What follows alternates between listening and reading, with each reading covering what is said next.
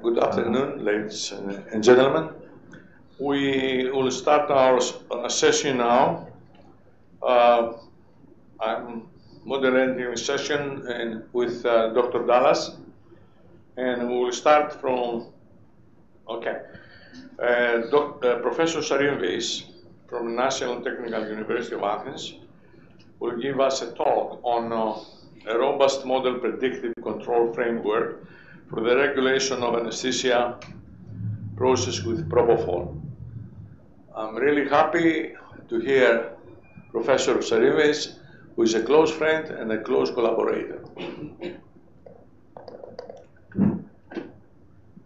Okay, thank you very much, Professor Macheras. So as Professor Macheras said, I'm a professor at the School of Chemical Engineering at the National Technical University of Athens, but I'm also affiliated with the Pharma Informatics Unit at Athena Research Center. So let me start with some short introduction on personalized drug dosing. It's a part of precision medicine. It aims at adjusting the dosage intervals, the duration of treatment to individual needs of specific patients. So linking the real patient to his virtual twin can be is possible through the development of pharmacokinetics and pharmacodynamic models. And in this presentation, we'll see that we can design optimal drug dosage treatments using control theory. So this is the feedback concept.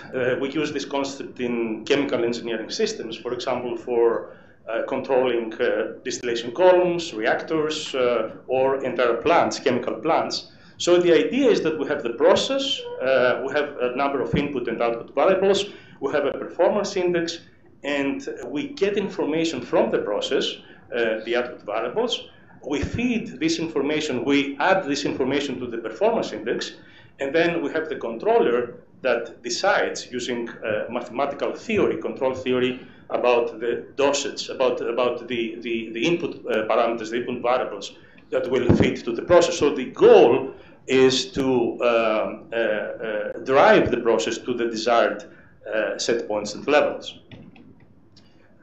So now let's see how this concept can be translated to the drug administration problem. Here is a typical example that concerns the treatment of patients that suffer from diabetes. So we have a glucose set point. We have a sensor that measures glucose in real time. We compare this measurement with the set point with the desired level, and then we have the controller, which gives signals, takes decisions about how much insulin we need to pump to the patient in order to drive the glucose level to the desired levels. Now, in drug administration, we have many challenges because we have many different problems that depend on the constraints of how often measurements are made. We cannot have measurements very often in many cases. We have constraints of the frequency of administration. We have the toxicological constraints. We have the dosage available. For example, when we treat the patient with tablets, we cannot give any random dosage. We have specific dosages available, and of course, we have the therapeutic constraints. So we can formulate different problems regarding computing optimal drug dosing schemes using control theory. And this depends on the type of administration, which can be continuous or discrete. on the route of administration, oral, for example, or IV, and perhaps on the pharmacokinetic model that we have available, which can range between simple FIR models, and I'm going to give some more details later, and more complex models like PBPK models. So that's a motivating example before going to the main topic of this presentation, which optimal drug administration using an FIR model. FIR means finite impulse response. So what is this type of model? It's actually concentration time profiles of the drug, which account for the drug concentration in certain organs after administration of a specific dose of the drug. In some studies, we have different results available for different patients. So we don't have a single patient, but we have many of them. So the idea is very simple. We apply this dose, we get the concentration time profiles in different organs of the body, and then we develop this FIR model, which is very simple. It's actually a linear model that predicts the concentration in subsequent time points based on the dosages that we have given to the patients in previous time points. It's very simple to derive this model. It's just the concentrations at different time points divided by the dose. So this is the formulation of the problem. Here we have specific dosages available. So we have a binary vector. It's vector of binary variables. Let me be more specific. So each one of these variables refers to a specific dose. That means that, if we have the summation of these variables equal to 1, that means that we have to select one specific dose at each time point. We can formulate different constraints, like the administration frequency constraints you can see here. We have the bounds, the effectiveness and the toxicity bounds, and we have the objective function, which is here in the bottom of this slide. This consists of two terms. The first term actually measures the difference between the predicted concentrations and the desired concentrations, and the other puts some penalty on the dose. So let's formulate a specific case study. This refers to, I forgot to say that this is about the L-DOPA is a substance, a drug that is used for patients with Parkinson's disease. And these two concentration time profiles refer to the striatum and the plasma compartments. So let's define the case study. We have a therapy horizon of 15 hours. This horizon is partitioned into 30 consecutive time intervals. We have 3 different levels of oral regimens. It's an oral administration. The drug is given to the patient less frequently than once every 3 sampling instances. So we have this additional constraint. We set the effectiveness and the toxicity constraints, lower and upper bounds on the concentration at each time point, and we select some weights for the objective function. You can see the results. They are quite good. I mean, we have the concentration of the striatum compartment close to the set point. We're okay with the different constraints, and the administration of the drug satisfies the different constraints. But now let's see what happens when we take into account different patients. We don't have a single one, we have many of them. So here we have a covariance matrix on the parameters of the model, and now the control problem, the optimization problem, is transformed to a stochastic optimization problem, where we try to minimize the objective function, but now we try to minimize the expected value of the objective function since we have this variability between the patients. And the same happens to all the different equations and constraints that formulate the problem. For example, in the upper and lower constraints that refer to effectiveness and toxicity, we add these terms. We actually make the bounds, oops, anyway, I think it doesn't work, right? Anyway, so we tightened actually the bounds.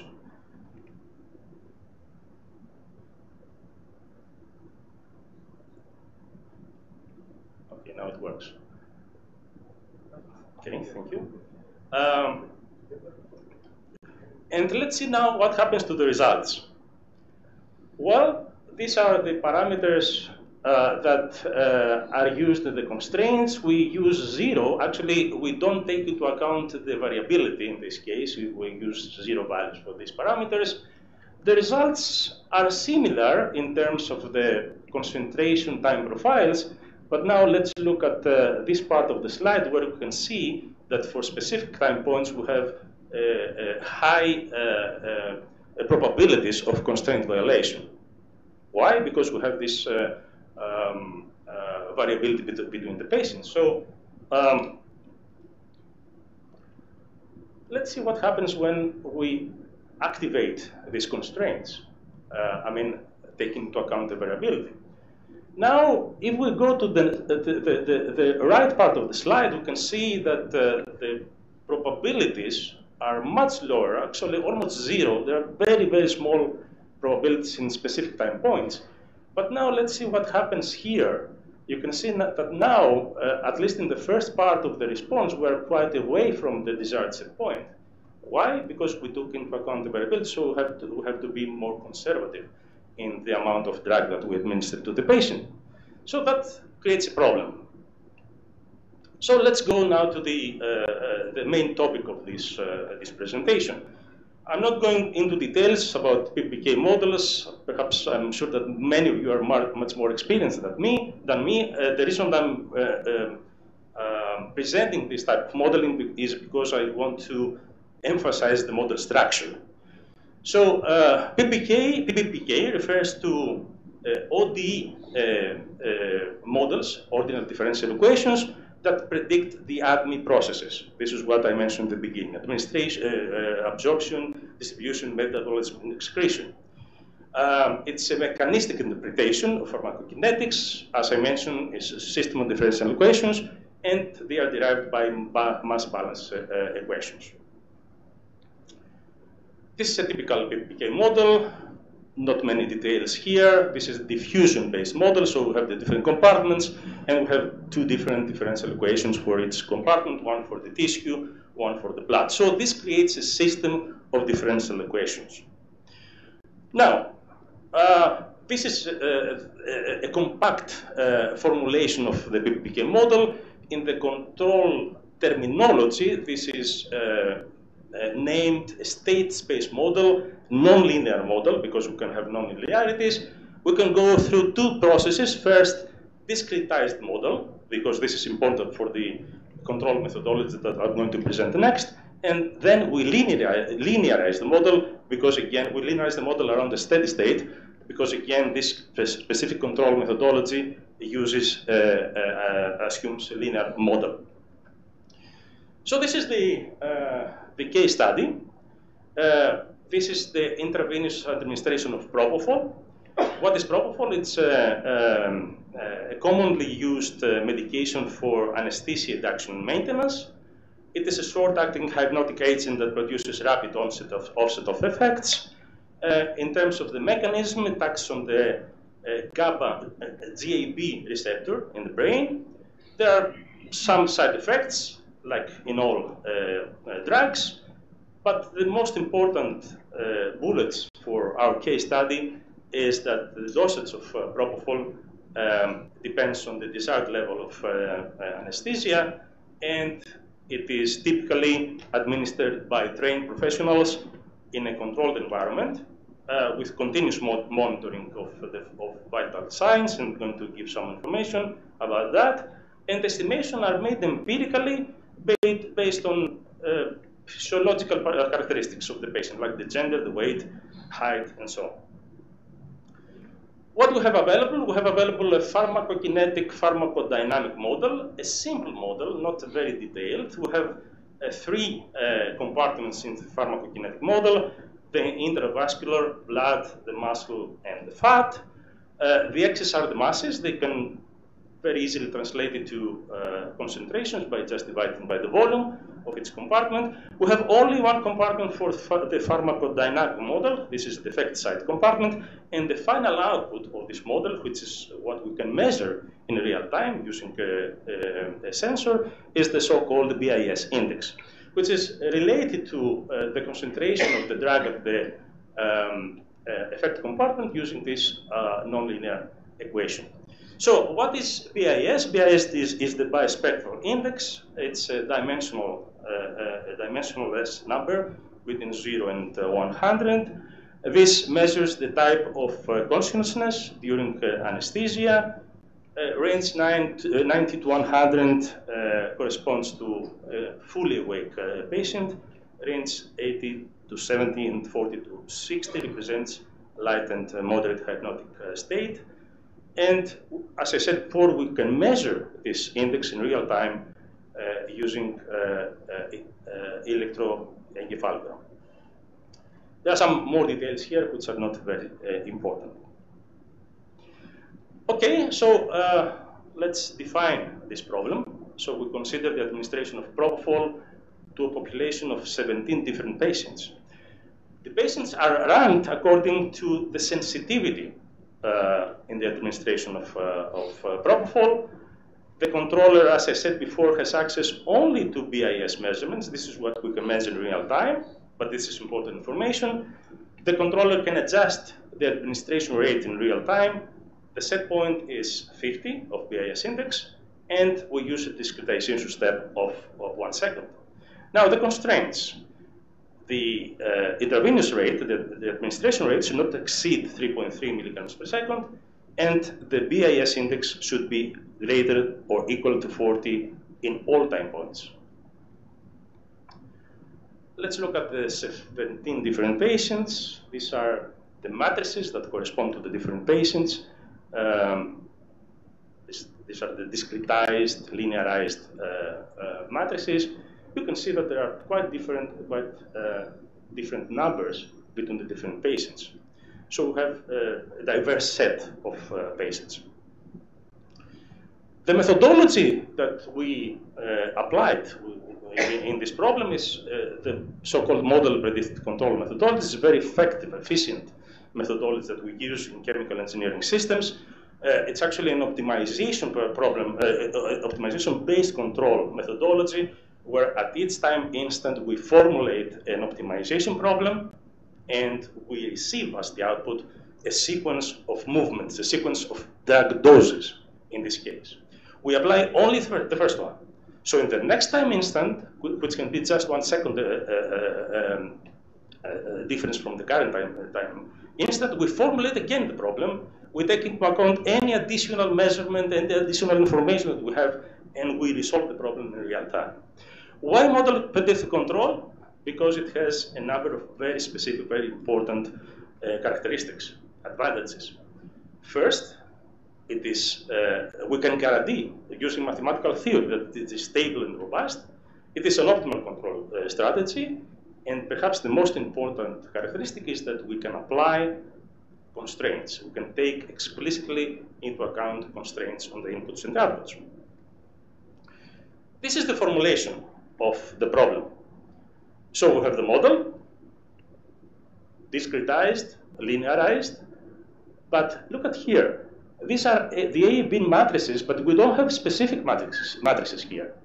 We have this convex hole, so we assume that the A, B, and B are not specific, but they are within the convex hole that is defined by the 17 different patients. So we take into account all the 17 different patients, but everything in between. This is the convex hole in simple words. Now, let's define the steady state, the desired steady state. The R sub k here is the set point for the BIS index. We use these equations to define the full steady state of the full state. And this is perhaps the most important part. This is of the problem, which is the objective function. This is quite complex because it is actually a min-max problem. We try to minimize the objective function, but for the worst possible case, which is defined by what? By the complex whole. So it's the minimum of the maximum between the different patients that belong to the complex whole, and the objective function is defined by two terms. Again, similar to the previous problem, the one term is the difference between the predicted concentrations and the desired concentration, and the other term is refers to the drug doses.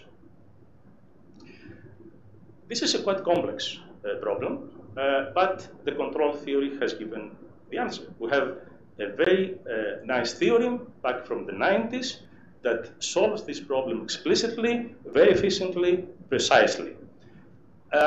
I don't think that it's very important to go through this theorem in many details, but actually what happens here is that the solution of this problem is this one here. So U, which is the administration rate, is produced, is defined as the multiplication of matrix F by the full state of the system.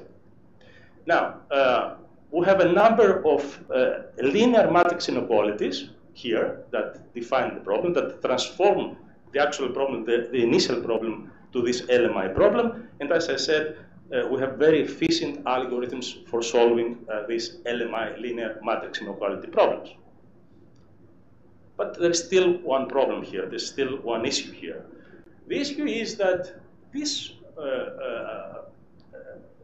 control methodology requires to have the full state of the system.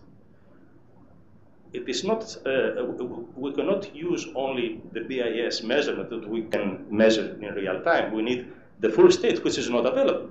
We don't have the concentrations, the masses in all the different compartments. So we use some other results from the control theory, which is the derivation, the formulation of an observer.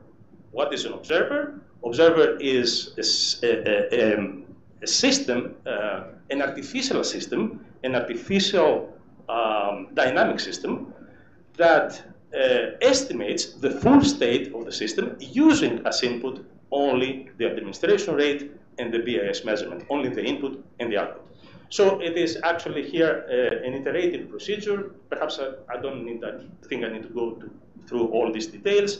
But the bottom line is that we have a system that estimates the full state. So we have the full state, an estimate of the full state. We combine it with the result of the theorem, and we have the control, the full control formulation, the full solution of the control problem. So this is the complete control system. This integrates all the different components. We have the patient here. We measure the BIS index. We know the administration rate. This is something that we decide. We have the observer. The observer estimates the full state. And then we have the MPC controller that, using these estimates, decides on the optimal drug dose that we administer in its time point. And these are the results. As I said, we try to formulate a single solution for all 17 patients. We have not taken any constraints into account yet. These are the results. Not very satisfactory. Why? Because for some of the patients, the most sensitive ones, we have constraint violations. We said the set point at 40, but now you can see that the BIS index goes much lower than 40. And for the least sensitive patients, it takes quite a long time until we arrive to the desired steady state. So these results are not very good. Before going to the solution of the results of the problem, let's have a look at the performance of the Kalman filter. You can see here the actual, this is actually refers to the effect compartment. So the solid line is the real concentration. The dashed line is the estimate of the Kalman filter. So you can see that these are very close one to the other. That means that the Kalman filter that the observer works very nicely. Okay, so let's try to give a solution to the problem. First solution, first step is to include the constraints. As we said before, the MPC methodology has one very important characteristic, advantage.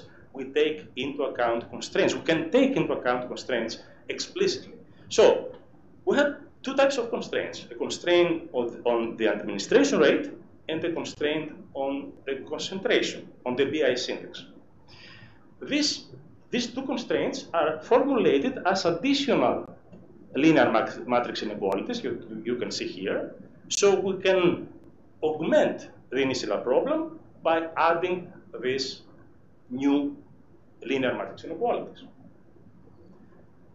We solve the problem again, and this is the solution. So you can see here that now we got rid of the first problem. We don't have any constraint violations anymore. All the responses are clearly above the minimum level. We don't have any constraint violations, but we still have a number of patients, the least sensitive patients, that we still take a long time until we arrive to the desired steady state. So, what we can do?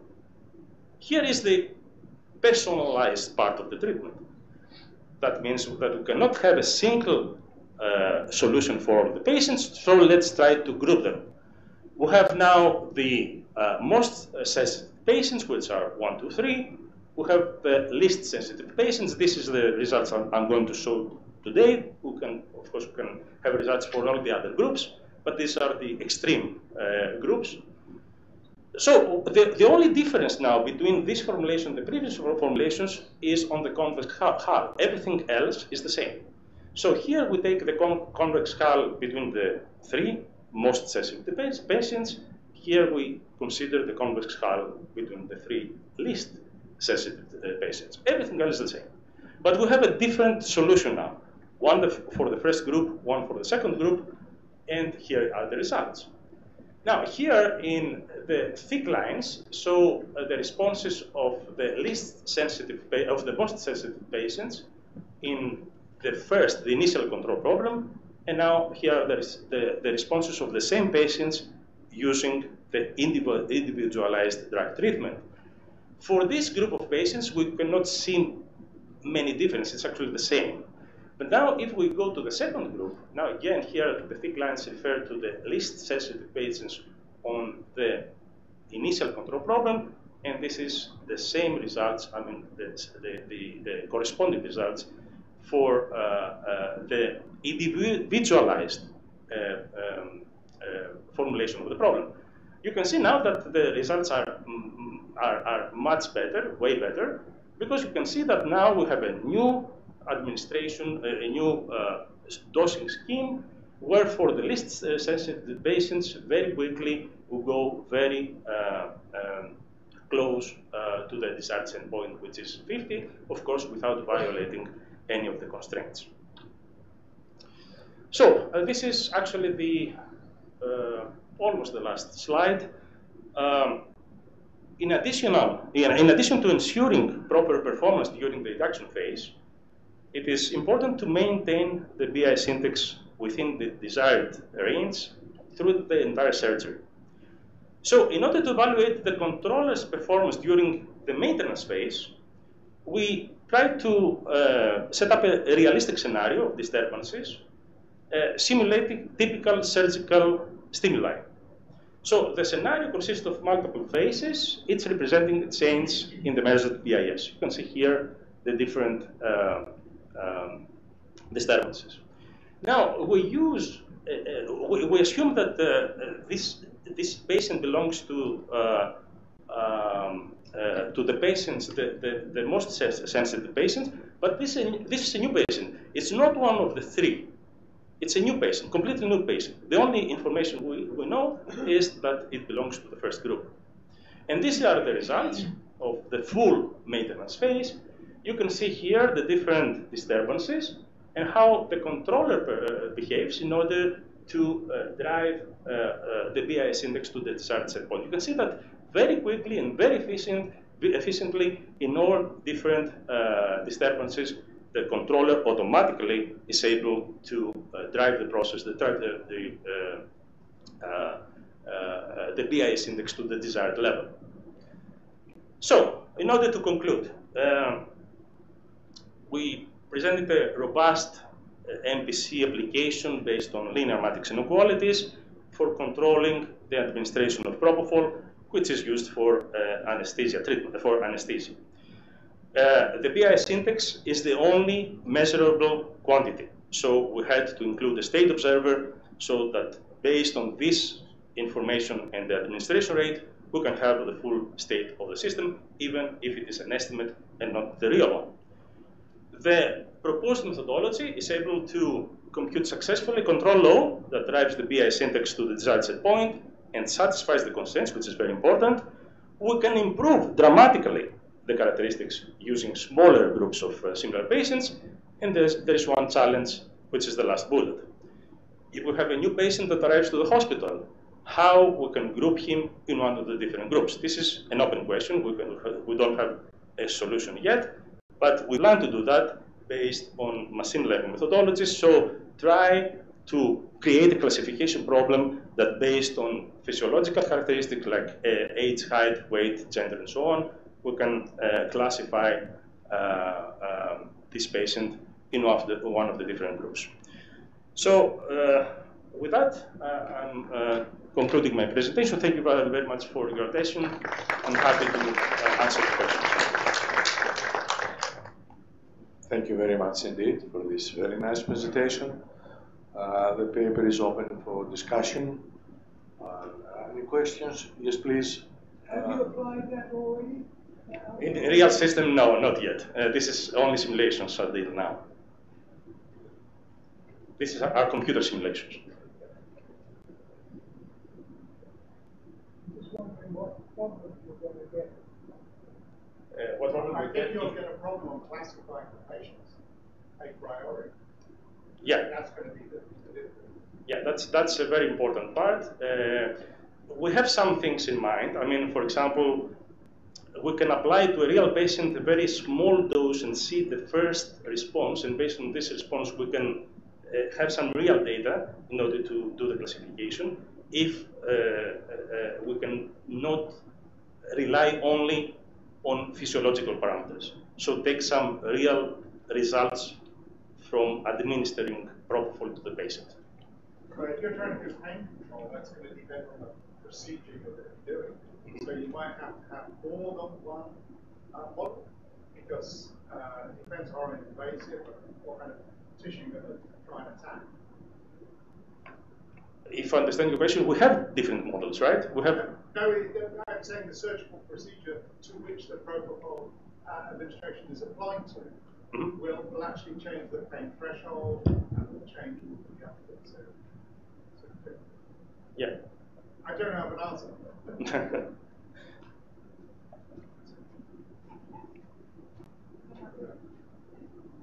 Any other question, please? Malcolm.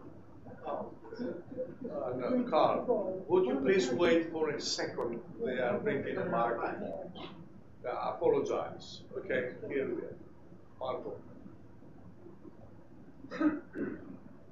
You know, Propofol has some pronounced poly-exponential disposition characteristics. So there's different time constants for that system. So if you were to give initial bolus dose or something, you would not fully characterize the system.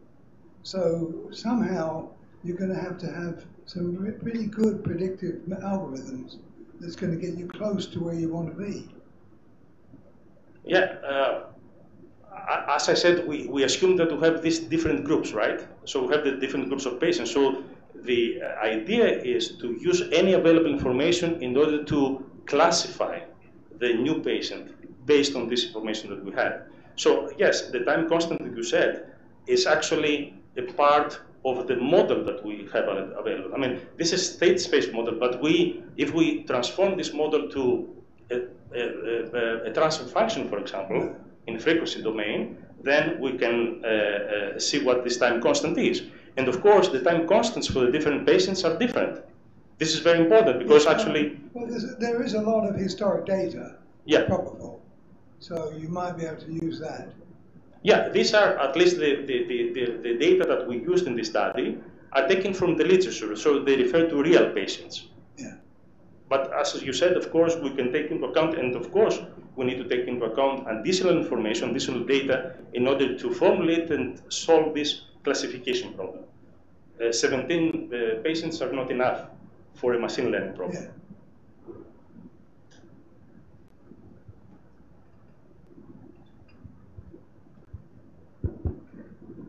There's a long history of employing Bayesian estimation of individual patient pharmacokinetic parameters in an adaptive feedback fashion.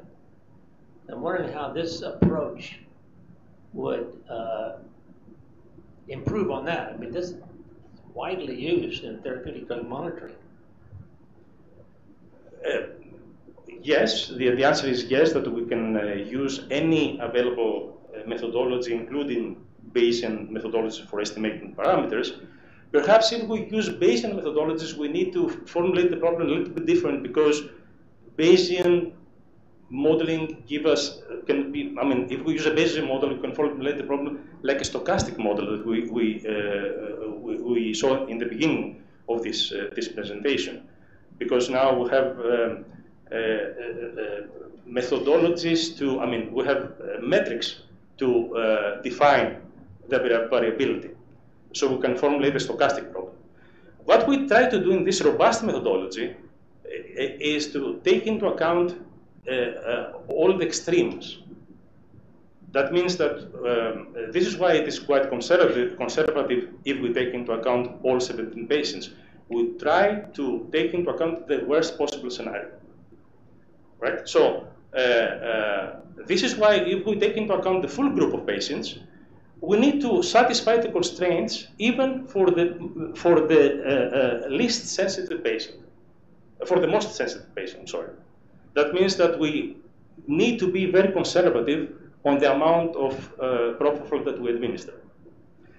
Now, if we use a different model, a different methodology, a different philosophy, then we can define a stochastic methodology, a stochastic control problem, like the one that I mentioned before, where we allow for small violations, but the problem takes into account, tries to formulate a dosing scheme that is efficient for most of the patients, leaving some of the patients away from satisfying the constraints. So it's a matter of choice. Do we want to take into account the least, I mean, the extreme cases, so that we satisfy we are sure that we satisfy the constraints for all the patients in the group, or we can give some small probability of violating the constraints. These are the two different methodologies that we can use.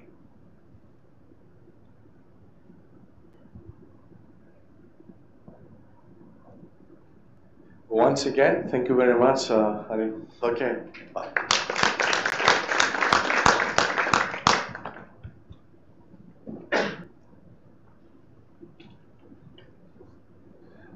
Our next speaker is Dr. Triantafyllou, and his talk is the role of artificial intelligence in the in vitro fertilization, clinical embryology, laboratory, and automatic procedure of an additional evaluation of the embryos.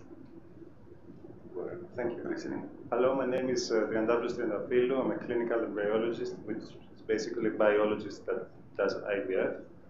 I work in the Institute of Life Athens, which is a lab located in Iaso Maternity Hospital.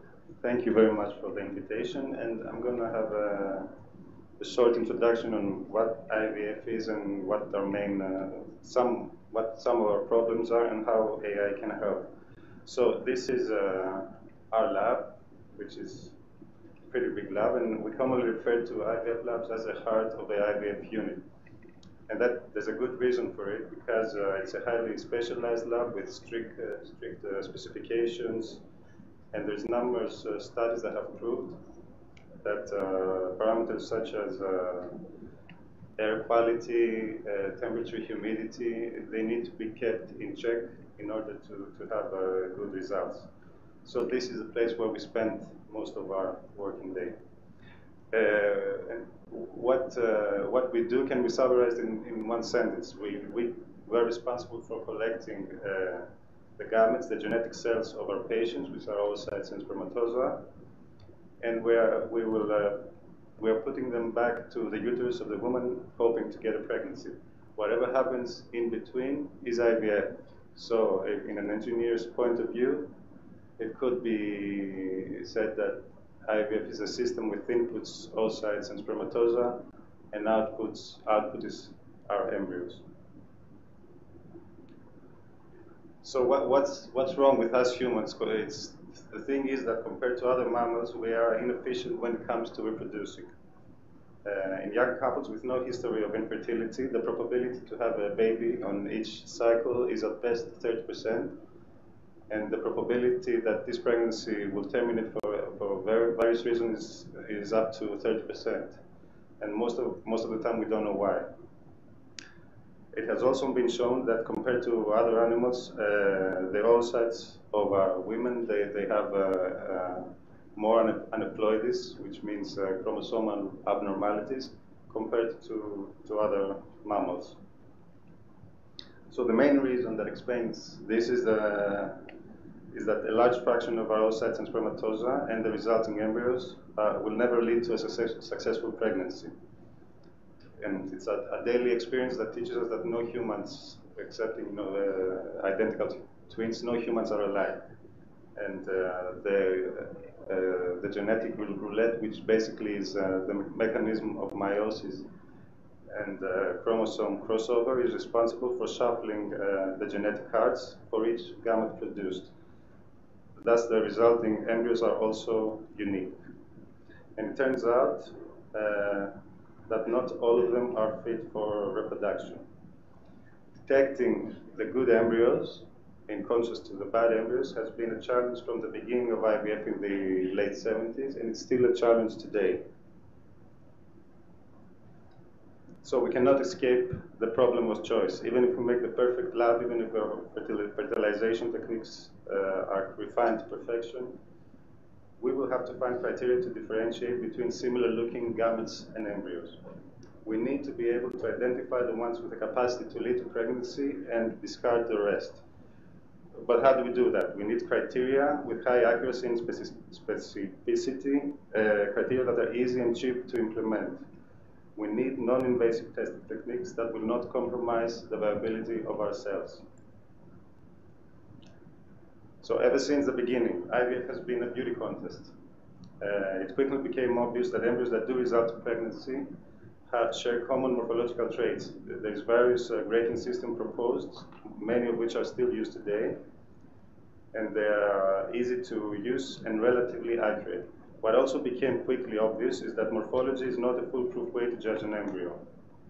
Too many times we're finding out that our best-looking embryos eventually do not implant, and it's also not uncommon that we do get pregnancies with embryos that we would not expect to implant.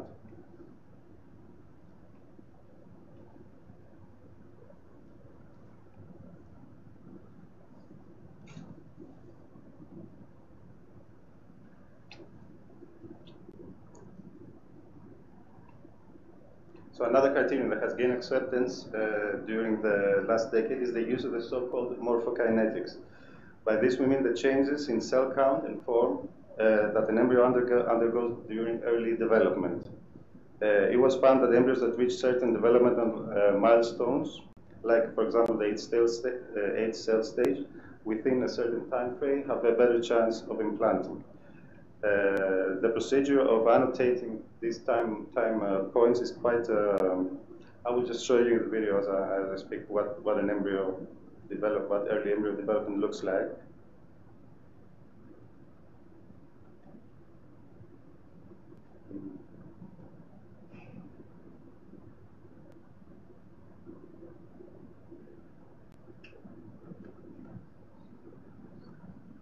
Yeah, I need some of you. It should play.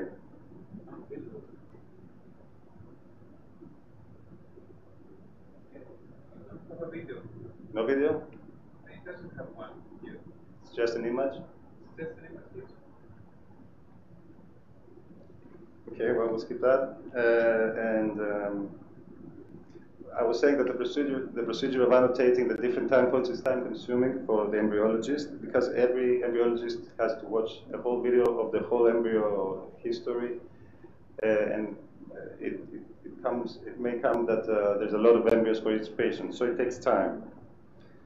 It's time well spent, because the technique has been associated with increased success rates and reduced abortion rates compared to the traditional morphological assessment. Oh, that's good. Wow. Okay. So that's a two-stage and four-cell stage and so on. I'm sure you've seen it before, so I'll just skip it, and there's a similar one later on. The prize for the most accurate embryo assessment method goes to PGT, which is short for pre-implantation genetic testing through trophectoderm biopsy. The diagnosis is accomplished by the embryologist removing a few cells from a certain area of the embryo that will not affect its viability. The sample is then sent for genetic testing, and the genetic status of the embryo is inferred by the result of the sample. It has been shown that chromosomal abnormalities are the major cause of early pregnancy loss and failure to implant. So embryos that have passed this test will implant at a rate about 70, as big as 70%, which is about the best we can do today. Basic, I failed to mention that the basic drawback of the technique is that the PGT technique is that it's invasive, because we are messing with the embryo. It needs specialized skills and equipment, and it's high cost, which it almost doubles the cost of a conventional IVF cycle. It is also feared that there are cases of false positive results that may lead to discarding perfectly normal embryos.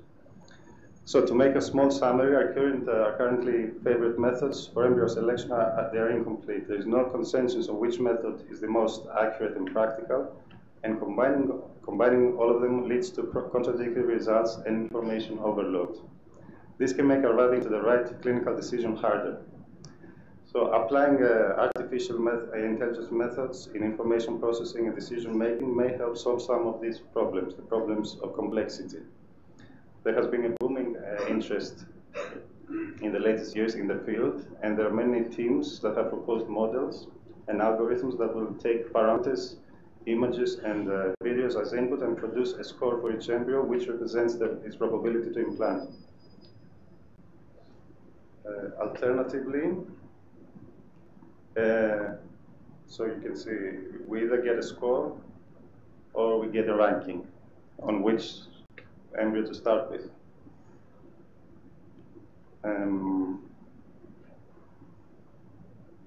So one of the most advanced tips that we are happy to collaborate with is Fertility, an Israeli team that have developed the Chloe software, which oops.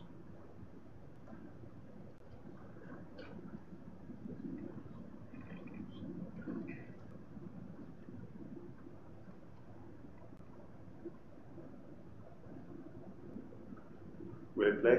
Yeah. That's okay. So the video. Last time it did. Okay, anyway, the software will scan for each embryo's video. It will automatically detect the time points, the bars you see on the right, and it will combine this information with image analysis. The resulting score produced has been shown to be statistically related to chance to implant, but also to embryo ploidy, so to chromosomically correct embryos. And a typical that goes up to day 5. We're on day 4 now, and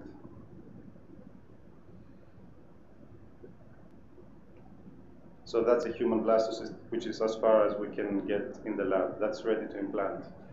So a typical screenshot is like that, and in the boxes, the blue boxes, there were our best embryos, which we have already cryopreserved. They had the best scores. The embryos in red, they have arrested development, so they will be discarded. And the ones in gray, we still have them in culture and waiting to see if they will reach the stage that we want to.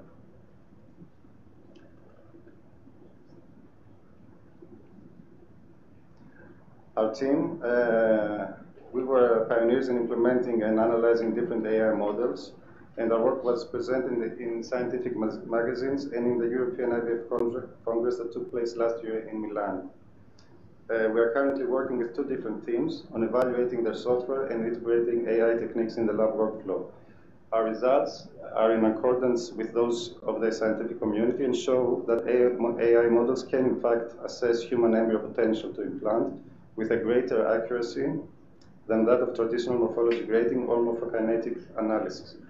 The result is an improvement in some important success indexes, such as implantation rate, early pregnancy loss, and euploidy.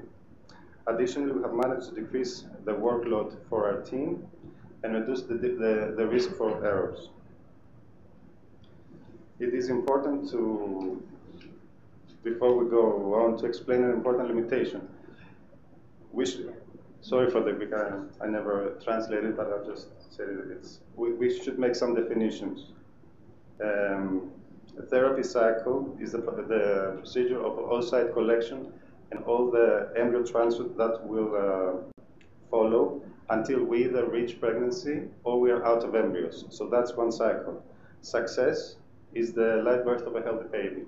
And success rate is the number of pregnancies per therapy cycle, so per oocyte collection. Under these definitions, no embryo selection procedure can increase success rate. Because if you think about it, embryos are like boxes with babies inside them, and we cannot look in them. So they may be hiding an embryo, they have no baby inside. And even at the worst case scenario, which is shown in the part of the image below, even if we make the worst possible choice, we will eventually reach the box with the embryo, the right embryo. So there will be success. If we make a better selection, we'll have success by the first try, as shown on the top part of the image, which means we will achieve pregnancy sooner, cheaper, and we will reduce the emotional burden for the patient. However, the actual success rate will remain the same. And I wanted to make this clear because I want to contrast the previous slide with this one. And up to now, I've been talking about embryo selection, but it may be even more useful to accurately select for spermatozoa. Because in contrast to oocytes, which are usually few, spermatozoa are in abundance. There's thousands and maybe millions of them to choose from in order to fertilize just a few eggs. In other words, selecting for oocytes doesn't really make sense because we're going to fertilize all the oocytes we have anyway. But it makes sense to choose out of the millions of spermatozoa. And the criteria we're using up to today are of questionable accuracy. It would be great if we had a better filtering algorithm because it will probably result in better embryos. The problem is that spermatozoa are difficult to assess. They are the smallest human cells, which means their detailed morphology is out is impossible to assess due to the limitation in optics. And additionally, there's no morphological traits that have been described with a strong correlation to embryo development. Even our ugly spermatozoa do produce beautiful babies, and sometimes, not even motility is such a good criterion because we do get pregnancies out of immotile sperm.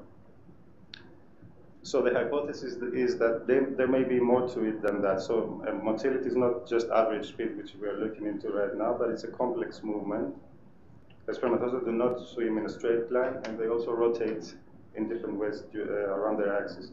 So it may be that if we combine all the complex motility parameters with morphology, maybe there's a useful correlation there, but it's almost impossible for a human to make it because the embryologist is faced with an image with thousands of, not thousands, but maybe tens of spermatozoa swimming simultaneously in his field of view. So there's no time to do it. It's too complicated. So the worldwide first attempt, in which we have also participated, is the SID software, which is being developed by the IVF 2.0 team. And hopefully the video will work. Okay. So you will see what we see every day in the lab. That's an image of us looking for spermatozoa and trying to grab some. What the software does is that it automatically detects spermatozoa with the best motility, and it circles them. So it's a help for the embryologist to choose, hopefully, the best. It analyzes motilities patterns only for now, and the team is working in including morphology assessment. It's a great idea, but so far preliminary results do not show an improvement. But it's work in progress.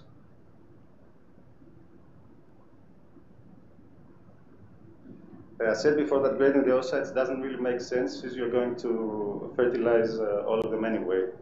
But there is an exception in the technique which is becoming a trend nowadays, which is oocyte cryopreservation for fertility preservation in young women. So young women freeze their eggs to delay childbearing. It would be useful to be able to estimate the actual potential of the oocytes in order to help the patient make a decision of whether the oocytes collected are enough or she should undergo another cycle of collection. So, and it also, it would be very useful to give a realistic estimate of the actual chance of ending up with a baby after she uses her oocytes. And we will be introducing in the following months, in collaboration with Fertility again, an improved version of Chloe, which promises to do just that. Other than that, a few words about personalized medicine. To my eyes, we always speak about it, personalized treatment for IVF, and I think that the opposite isn't the case. Is the case as most of the therapeutic protocols are used with very little variation, and for the vast majority of patients. So, with the help of AI and by taking into account individual patient profiles, treatment plans may be modified accordingly. And another idea is to use AI algorithm to estimate the success of treatment before you actually started, which may help to alleviate the stress of patients. About the limits of AI in IVF. So we know that there's more to cell than just beauty. So most of our implementations so far rely on image analysis. And we know that morphology is linked to physiology, but that's only partially correct, so there's much more. It's unlikely, in my opinion, that the accuracy of invasive molecular methods like PGT will be matched, the accuracy will be matched by AI alone.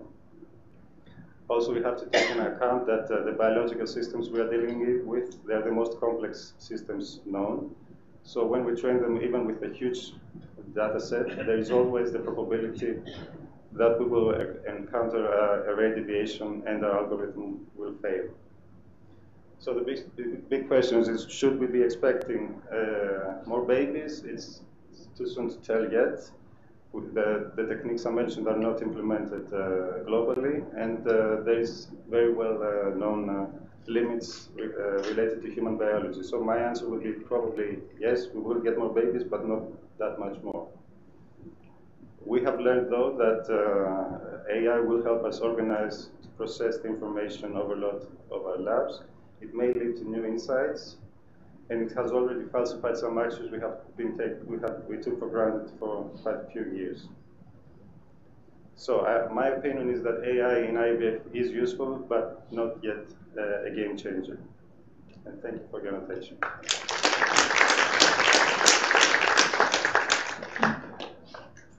Thank you, Dr. Triantafyllou, for the interesting talk. The paper now is open for discussion. Are there any questions?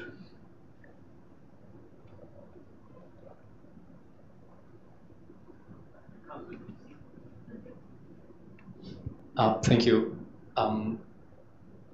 It's really interesting. Let me put it this way. However, the question is, why AI, not a simple algorithm? You've just said that AI does not improve the results. So why to use AI just to follow the pattern? I don't see the point. It's something what I'm telling to my students always. Don't use the most complex system. Try to make it as simple as possible. Compare your AI prediction versus the linear regression. And in most cases, linear regression will overperform AI. So what is the point of using AI? Okay, thanks. I'm sure you have a point there, and I'm no math expert, but the way I have understood it is that regarding image analysis, there may be characteristics of embryos that we have been overlooking, or the opposite. Maybe we give disproportionately, they're not so important. And maybe, I don't know if I'm right about that, but adjusting the weights of the different, through the algorithm of the different characteristics of the embryo, eventually we get to learn that what we've been looking at all this time was wrong, and this has already happened. I don't know if AI is really, it can be done without it. So one possible answer, if it makes sense, would be that. And I'm not sure. Also, it's the thing about complexity, but like I said, there's too much information, and we don't really know what is important. So, would AI actually help that, or is this not AI? I'm not sure. Sure. Okay, I'm grumpy today. Sorry about it. In my opinion, there is no such thing like AI, and never will be. But it's a different thing. What kind of algorithms have you been using? Well, it is machine learning. Let's be honest. What kind of algorithm? I don't know. Okay, that's fine. Don't worry. Okay, thank you. You've been using and evaluating them. Sure, thank you. No, makes sense. Thank you.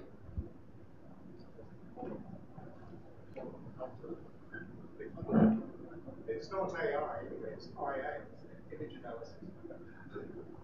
Probably yes. You're right. But AI sounds better, huh? I could say that it's so serious problem. This, whatever you have in mind to apply, you have to apply. In our days, we have this tool called AI or IA.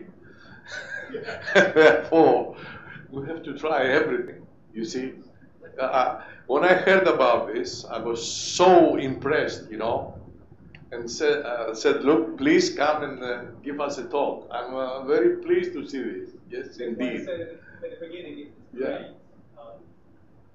Would you like to add something? Yes, thank you. Just a small comment. So after all these years with Dr. Triantafyllou, together or separately from 78, when the first tube baby was born in Cambridge, what we have learned in the laboratories of IVF is that there is what makes the difference is the individualization of each protocol and the approach to each case. So I think that AI is a part of this individualized approach of the puzzle, because for us the purpose is not the pregnancy. The purpose is the birth of a healthy baby. So I think that any tool based on maths, because the physiology is not maths, okay, in my opinion. So every tool which can add an experience to this approach is something more for us for everyday stress that we live inside the laboratories. So this is my comment, and this is why these techniques for us are communicating recipients in order to have the best result of a healthy baby. This is my approach. Thank you. Okay.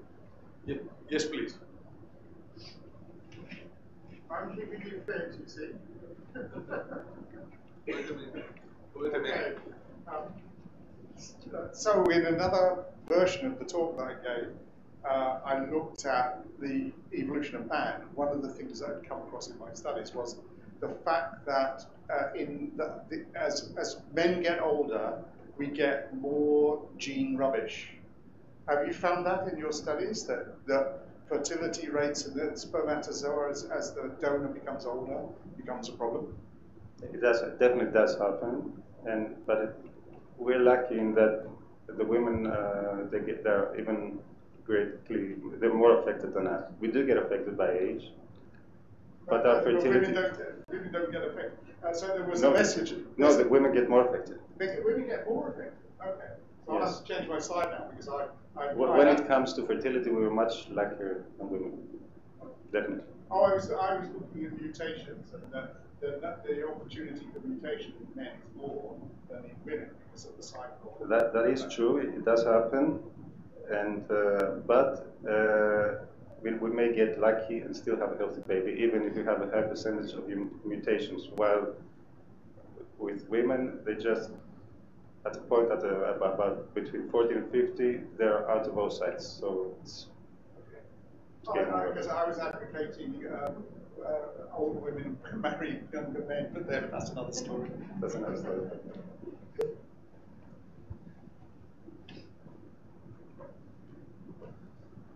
Okay, I think that we have to thank you once again. Thank you for this magnificent presentation. Thank you very much. So I feel miserable, you know, if I think the derivative is positive or negative, or the convergence is not good enough in front of these problems, you see. Anyway, so, okay. We're going on with our next speaker, which is Dr. Angeliki. He's going to give us a talk.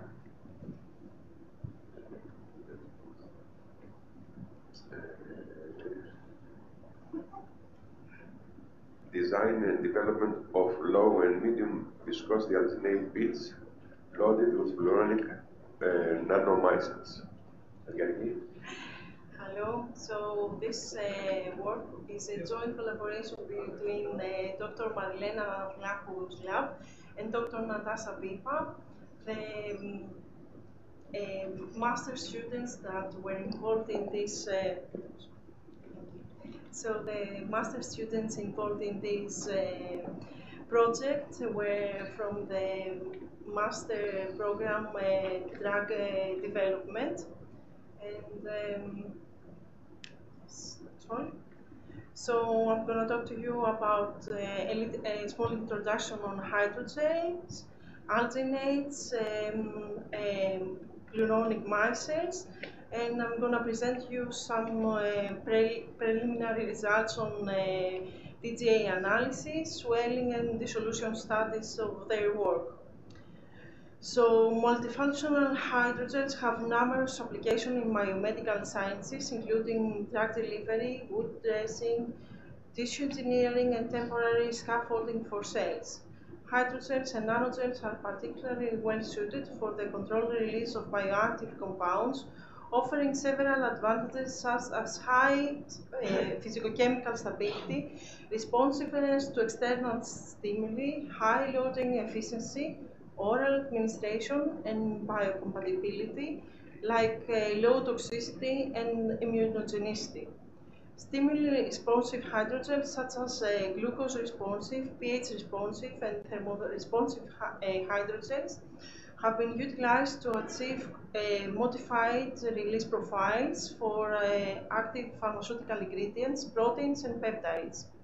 The swelling behavior stands out as the primary parameter requiring investigation to develop alginate hydrogels as delivery vehicles for water-soluble drugs and proteins for oral consumption.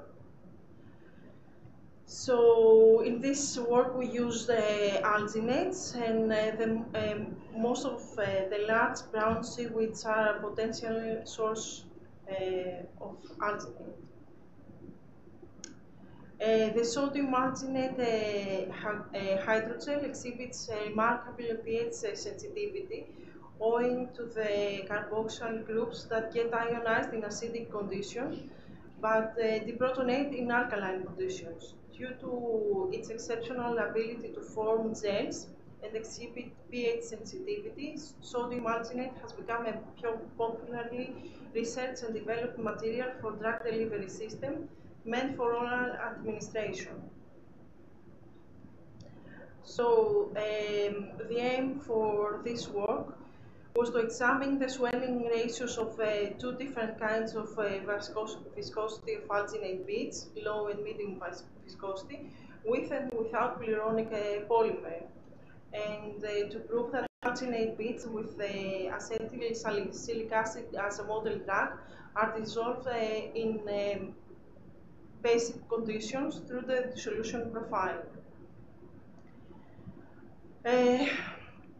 Pluronics is a group of block copolymers with both hydrophilic and hydrophobic components. They have gained widespread use in medical and pharmaceutical applications due to their remarkable biocompatibility and low immunogenicity. The temperature-dependent gelation and micellization properties of these polymers also make them ideal as matrices and carriers, allowing for the efficient transport of active pharmaceutical ingredients, particularly those with poor water solubility. So, how did we prepare the hydrogel? We used the protocol described in the literature. We prepared sodium alginate solutions of low and medium viscosity in order to synthesize the beads.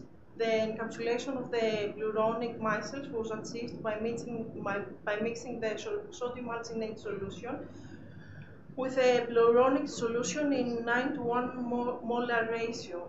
The alginate solution droplets were introduced to calcium chloride solution using a syringe pump, resulting in the formation of separate alginate beads for each alginate, all with the same flow rate. The beads were then left for 30 minutes in the solution of calcium chloride in order to properly be formed. Then they were rinsed with water to remove the excess solution and dried for 24 hours at 80 degrees Celsius. As you can see on the left, there are the dried sodium alginate beads, while on the right there are the swollen hydrogel beads. TGA analysis results reveal an initial weight loss. The loss of water was due to the hydrophilic nature of the hydrogels. Then we can see two degradation processes due to the alginate backbone destruction and the hydroxyl group loss. Then there was a decomposition of oxygen-containing groups, such as hydrogen and carboxyl groups. And then there was the mass loss rate was slower due to the egg box structure that have the cross-linked beads. The total weight loss for all the beads was about 60%. And the beads with Pluronic didn't seem to exhibit different behavior. So, the swelling studies revealed that the medium viscosity hydrogels demonstrated a moderate degree of swelling, which contributes to the mechanical integrity and long-term stability of the gels. The dissolution studies revealed that the medium viscosity hydrogels have a denser and more uniform gel structure that led to modified release over an extended period of time. This happened to the acidic pH, while in the basic pH, both formulations completely released the model drug almost immediately. So to conclude, this comparative study could be used as a roadmap for formulation scientists for the selection of biomaterials or other multifunctional excipients in order to design and develop delivery platforms with a desired release kinetic profiles. Thank you for your attention.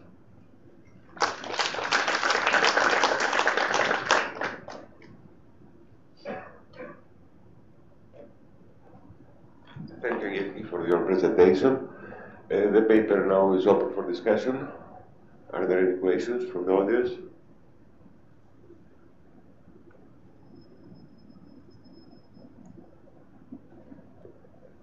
I guess no. So it's time for the coffee break and the continuation of the conference. Thank you.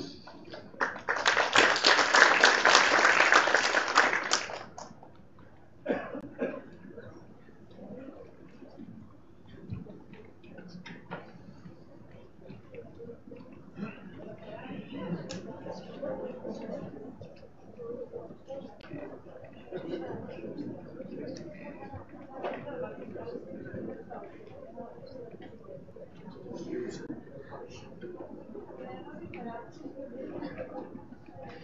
be so authoritative, you must know this person.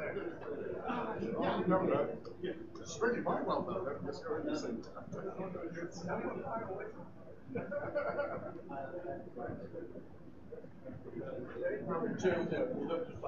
Let's get going.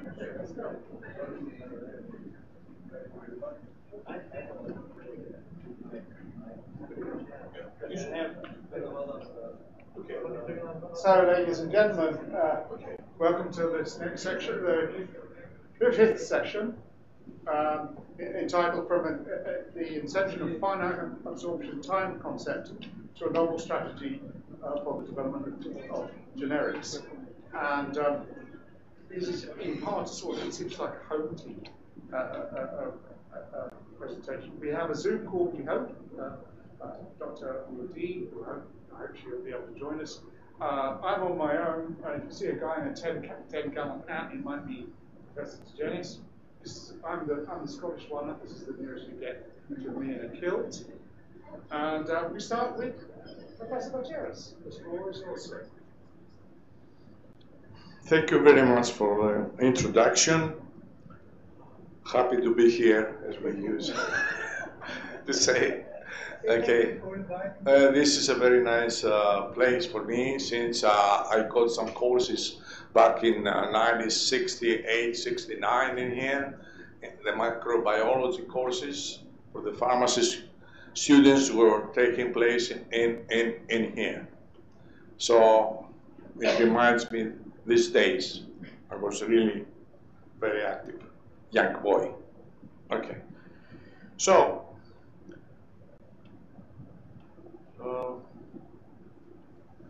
this is the outline of my talk.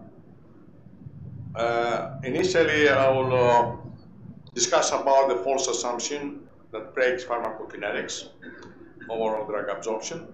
Then I will focus on the development of finite absorption time, and I will also describe some implications associated with bioavailability, bioequivalence, biowaivers, etc.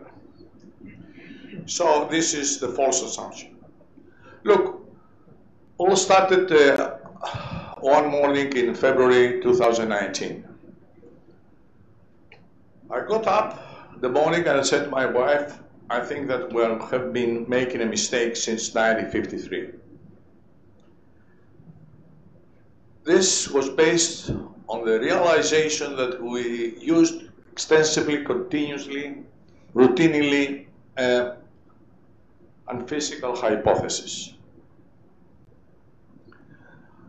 This is the guy who made very nice mathematics in 1910 when he analyzed Rutherford's isotopes data. Bateman was a mathematician from University of Cambridge, and he analyzed Rutherford's data, and in particular, the decomposition from the mother to daughter and then to granddaughter. There are 3 isotopes in a chain. He was interested to describe the abundances as a function of time. He described the daughter, as you can see with this equation 1, where it is very well known B exponential equation, where we have an increase initially, then we reach a steady state, and then we have a decline of the abundances for the daughter. You can see that lambda m and lambda d indicate first order rate constants. We grew up with this concept, first order rate constants, since 1910. And as we all of us know, that this is related to the half-life, and this half-life from physics then move to pharmacokinetics, biological half-life, and we know this simple relationship. Half-life is equal to the reciprocal of the absorption, the first order absorption rate constant, or the elimination rate constant on the denominator, and the denominator is 0.69 ln2. Several years later, in 1953, Dost wrote the first pharmacokinetics book, and he adopted the Bateman's equation, and this is the very well-known Bateman equation in pharmacokinetics, where he applied the same concept: absorption rate constant, first order; elimination rate constant, first order. So this means that absorption and elimination operate from 0 to infinity simultaneously. You can see here a picture which indicates both same concepts: the isotopes on the top and the very well-known absorption of drug from the GI tract, and then elimination, one compartment model in this particular case, and the absorption is described for first order absorption. And this is wrong, since absorption should take place until infinity. I utilized teaching for 40 years or so this concept, and I don't think that this is correct. You see here that the two relationships are identical. Instead of lambda, we have Ka, and lambda m, we have Ka. Instead of lambda t, we have K elimination. So, if we see the equation 2, we are okay with the elimination part. We all of us know, for hundreds and hundreds and hundreds of elimination profiles, this is actually a very nice description of the elimination rate of the drug using the exponential, say, first order decline. But on the contrary, when we deal with absorption phenomena, we cannot imagine that the drug is absorbed up to infinity, since the drug cannot be absorbed beyond the absorptive sites. And as we all of us know, the drug reaches the end of the absorptive sites in finite time. In half an hour, in 2 hours, in 3 hours, 5 hours, 24 hours, in any case, in finite time. So when I realized this, I wrote this simple commentary in Pharm Research back in 2019. So this simple commentary has only one simple simulation. The black line indicates what we really know with the Bateman equation. Increase up to maximum, then decline. At the top, the two input, the two rates, the input and the output, become equal. The derivative becomes equal to 0, and then we have the Cmax and max. But I said that let's suppose that the absorption terminates at a specific time point. In the upper portion, A terminates at 3 hours. In the lower portion, B terminates at 2 hours. As you can see, there is no difference. It's very close. It's almost identical. And I fully agree. It's almost identical. But I had a very important comment. I said that if absorption terminates at 3 or 10 hours, then in this particular case, in either case, the area under the curve is very important for the fraction absorbed up to 10 hours or 3 hours respectively. This was the message for this simple commentary, nothing else. In fact, if you see the literature, there are some other scientists, like Lavering et al., back in 1973, who applied this concept, and they said, look, beyond time tau, we have no more absorption, we have only elimination, equation 5 and 6. Also, Sugano, more recently, 10 years ago, used finite time for absorption. So when I finished with this commentary, I said that I should develop something which is more physiologically sound.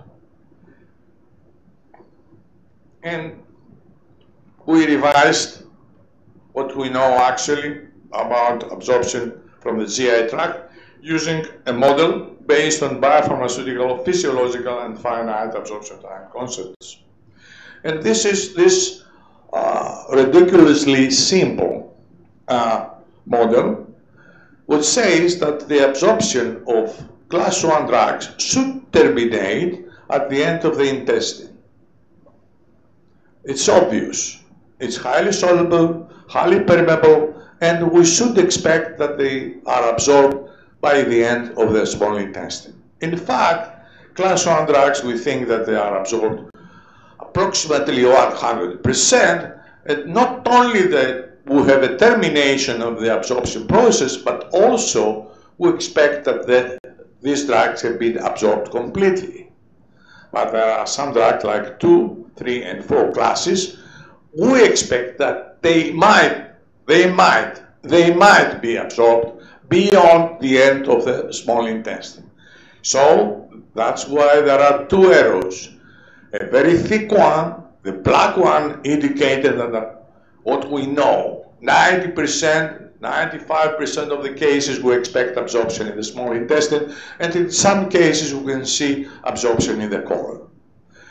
So we also pay attention to the fact that the drug is absorbed under certain conditions. Why is this? As you can see, the blood flow in vena cava is tremendously high. It's 20 to 40 milliliters per second. This means that as soon as a molecule reaches vena cava, it's directly moved to the liver. So this maintains sink conditions in the absorption. Sink conditions have been many hypotheses about this, many times in the literature, but they never related to the vena cava. In this particular case, I noticed that we can use this as a basic, argument supporting this idea. On top of that, the interesting drugs like class 2 have very low solubility, and we expect that this is reached very easily. We don't expect this diffusion dissolution tests running for hours to reach the steady state. So again, the properties help for this. So we maintain the passive absorption, but under sink conditions. What does it mean? Zero order input. Okay? So here are the modeling concepts. I have to move a bit more rapidly down. The concepts were described. So we applied specific time constraints, not from our mind, from the literature. So we said that not more than 5 hours the drug is absorbed in a small intestine. That means physiological, sound concept, absorption in finite time. Also, we don't expect more than 30, 40 hours the drug to be absorbed from the colon.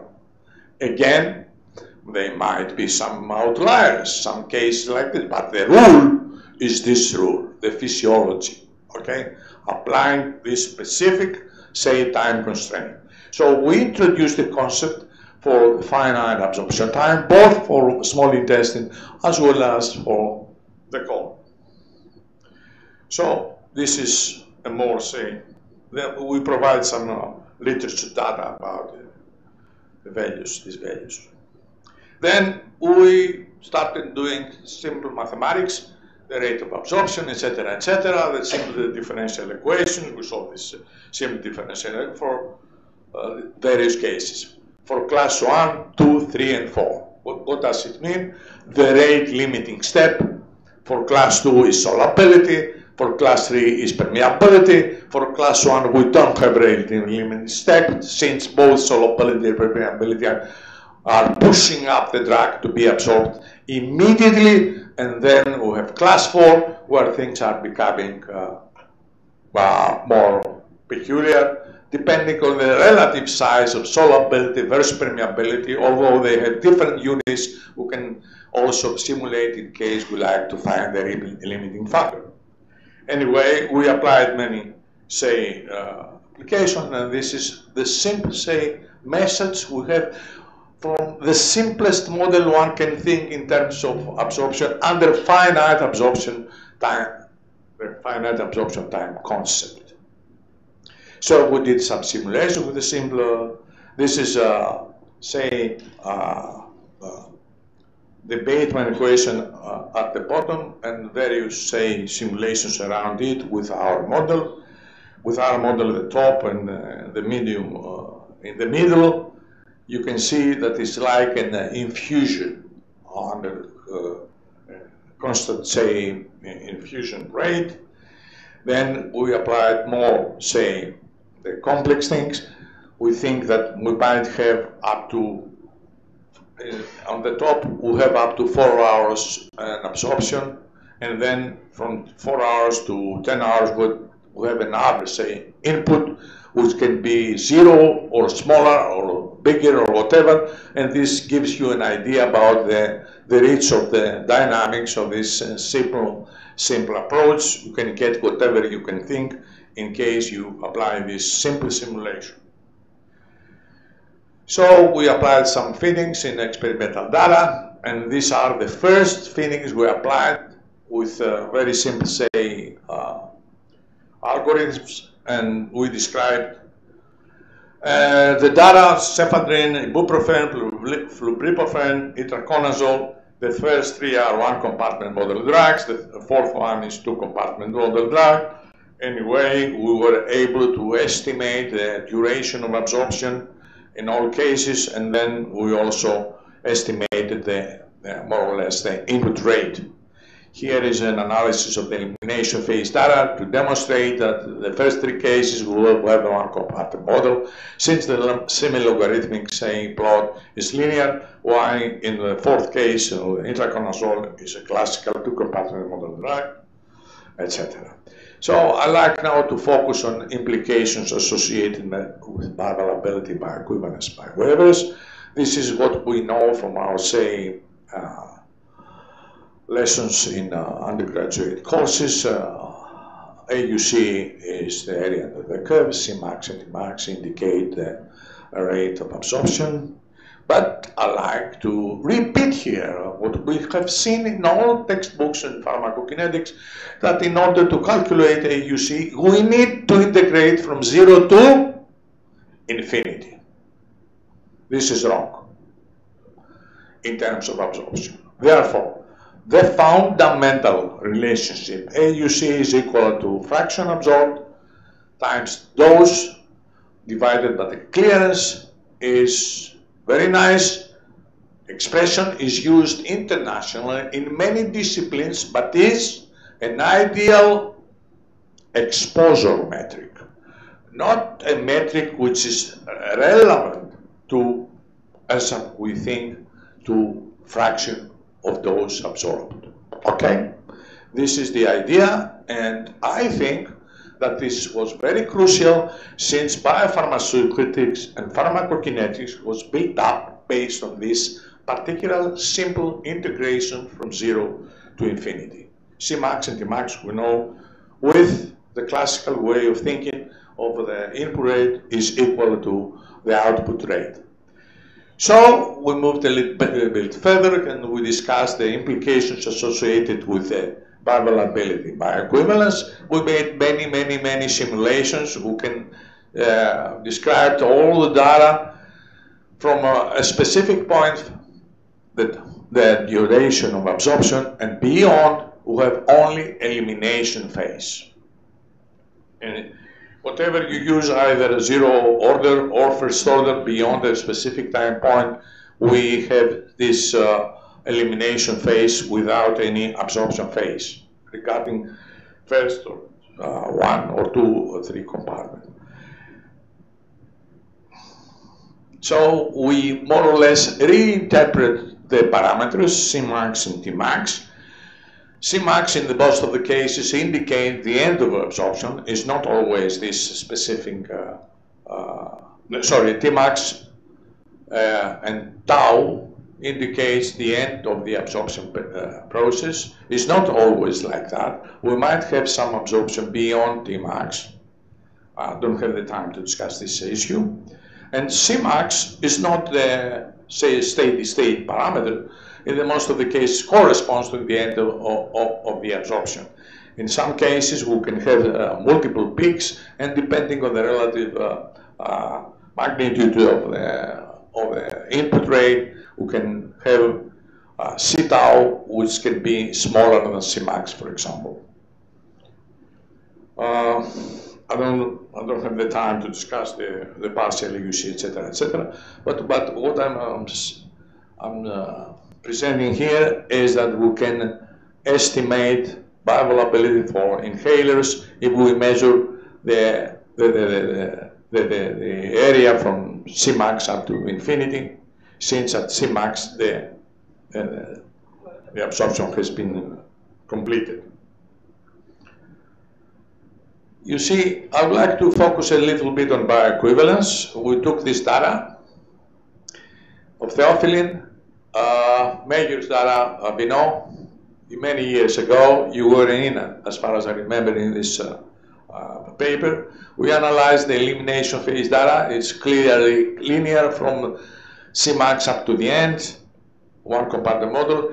We fit the model with our new models, physiologically based finite and pharmacokinetic models. Very nice fittings. You can see the residuals on the top, very nice.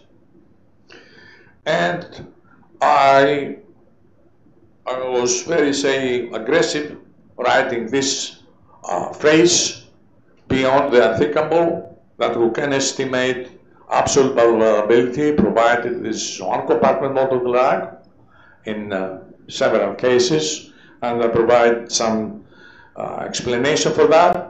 So I don't come to the details of mathematics. I'm saying from a specific time point, tau, beyond that is like an elimination phase. We extrapolate back, and in order to get the, say, the IV, the theoretical IV, and then playing with the mathematics, we can get equation 15, which says that we can estimate the F as a function of the duration of absorption and the elimination of the drug, assuming zero order absorption. The same can be applied for first order absorption. The equation is up there. On the table, you can see our estimates of theophylline in terms of F. They are very close to unity in all cases applied. Unfortunately, with the Patterman equation, we cannot estimate F, since absorption terminates at infinity. This is the reason. Okay? We can also apply calculations associated with areas under the curve. Here is the derivation of the relationship. As you can see, at the very end, on the right-hand side, we have also estimated F using the, say, non-compartmental approaches, only with the areas under the curve. So roughly, I can say that theophylline is a biowaiver, since it's always above 90% the absorption of drug. I would like to focus on digoxin, and I would like to mention that we published this intriguing paper in terms of title, since we use two data. One is from University of California, San Francisco, and Lou Shiner was involved. At that time, it was assistant professor, as far as I remember, he was thinking how we can estimate bioavailability using Cmax, AUC, and use this simple example of decoction under fast and fed conditions. What he found is this, that under fast conditions is much better, and if we use Cmax, and also the bioavailability is much better when we use AUC. But when he collected the urine for 5 days, he realized that he had the same bioavailability in both cases. So we took this data, we went back to this simple, I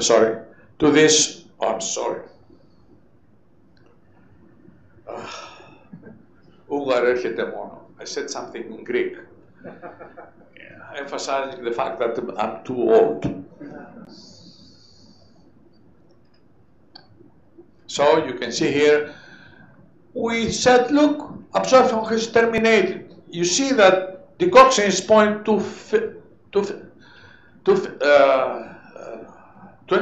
micrograms or so.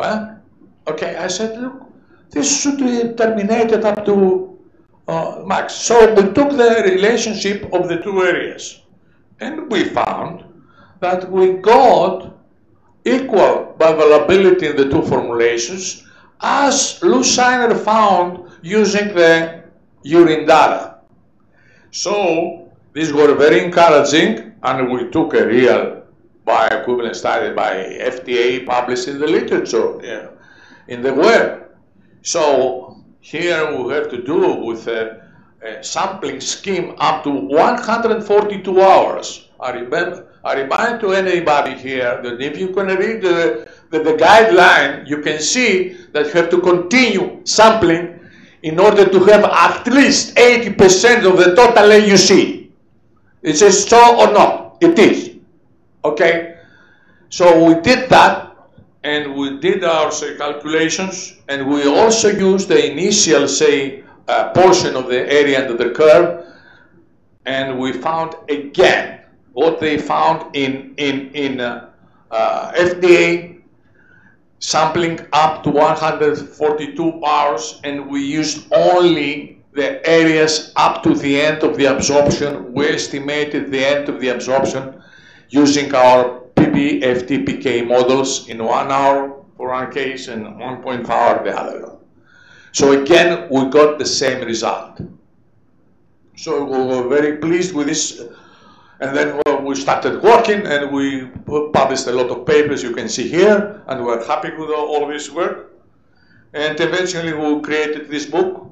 It was yesterday outside, and another book is coming now, and we have 2 chapters in there with PBFTPK models. And this means thank you very much for your attention.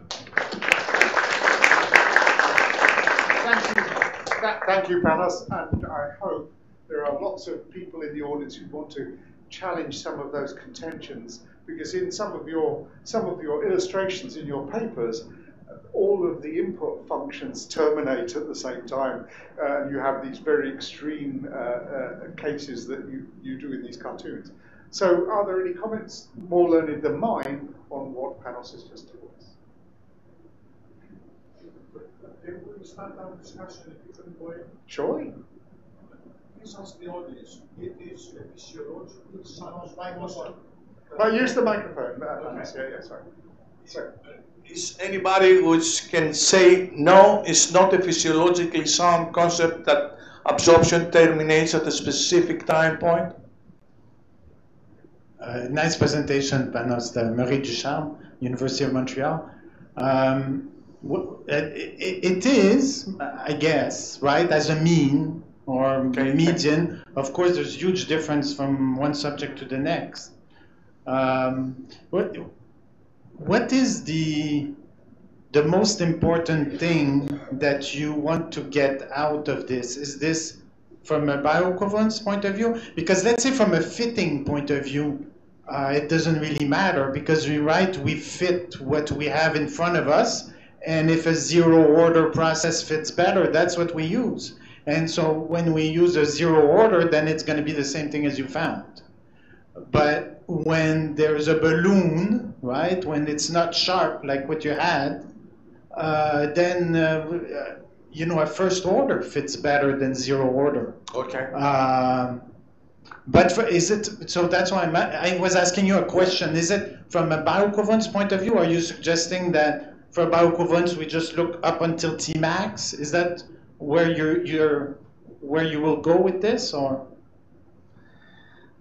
Thank you very much for your remarks.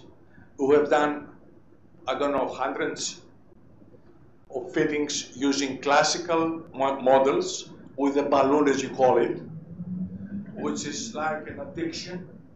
It's not the reality. And in all cases, using statistical criteria, were much better using finite absorption time constants. So this is the answer concerning about the fittings and how this is a simple simulation with the simplest model. I hope that my colleague, Dr. Chekouras, will present more data to see how many times we have applied this methodology with other data. As far as the bioequivalence point of view is concerned, I would like to say that the finite absorption time is quite important for bioequivalence studies. And we don't need to sample for a so extensive time. You know that in case you cannot extrapolate, you should sample up to 72 hours. Yeah, the guidelines say so, not me. When it's an immediate release, right? Yeah, exactly. Yes, for immediate release. 72 hours. Okay? Why? In order to satisfy the second criteria of 80% of the total AUC, at least. So there are data which are clear today that we have provided continuously, and we are going to provide more, that some important portions of the guidelines are not valid anymore. Since guidelines are scientifically based, we know this is the rule, scientifically based, okay? Okay, scientifically based. So I rely on this concept. They should be scientifically based. This is not. And this is clear without, not from this presentation, from all data we have applied so far. Yes, please. From a modeling perspective, completely correct. I mean, Bateman function is really, in so many cases it doesn't work unless you introduce a crazy lag time. So this zero order, in many cases it makes sense. Okay, this is one comment. So I think Ken Meader wrote a paper in the 90s already where he said you have the inflection point of the Bateman function, and he said that, and that's 2 times Tmax. I mean, that's simple mathematics. And he said after 2 to 4 times Tmax, 4 is conservative. Absorption is over, essentially, even if you think about the Bateman. So it doesn't make sense to sample longer if you think about bioequivalence. And then he also wrote that if you do partial AUCs by every sampling time point, you find that the ratio is actually pretty constant. The variability increases because we're going down in the concentrations are less reliable, and the worst is AUC infinity. So I'm happy that in ICH M13, AUC infinity was dropped, and the FDA will drop it as well. It doesn't make sense. And now in Europe we have AUC for immediate release 72 hours. In my impression, it's far too long. And then there is this statement it should cover 80% of AUC infinity. Why? Where does this number come from? I don't know a single paper supporting that. Okay. So I forgot to mention that I did not express my gratitude and thanks to Professor Carl Peck since he wrote the foreword of the paper, of the book. And also, I would like to thank Professor Bennett, who wrote a positive critique at the back side of the book. So this is an obligation. I have to do it, and I thank them again, once again. Okay, so I think that we can move, and then we can discuss more and more and more. I love it. Okay. I have to admit that I fully understand where Dr. Ducharme is coming from, in that if you can't really see the inflection point, then it's what we are talking about. It seems to be physiology, I agree, but we're also talking about curve fitting. So on to the next paper. Plus there's more and more modified reads. There's very few limited reads. Right? Okay, then we must move on, otherwise we'll be here at midnight. So, Dr. Sakaris, the floor is yours. The title of the presentation is The Use of Physiologically Based Finite Time Pharmacokinetic Models. Off we go. Thank you. Good afternoon, everybody.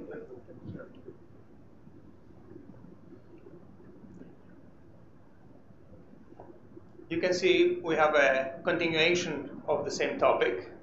So I'll try to bring up some points again, and then you'll see that I'm only going to focus on one part of it. So let's see how this will start. We have a machine where we do our experiments. Sorry, that's the wrong experiment. But it's an interesting experiment. That's basically what I do for a living. So what you're going to hear today is not what I do for a living, it's what I do in the evenings. And I've been doing that since, what does it say here? 1986. You can see that this paper was written by Dr. Macheras, but he said he didn't do that all by himself. He had some help, as stated down here. And after that, there was not much collaboration. We had many years that we said hello, and each one of us took his own way. And then once they said, I have some interesting ideas. Would you like to hear about them? I said, okay. And it wasn't even about finite time of absorption. It was about COVID.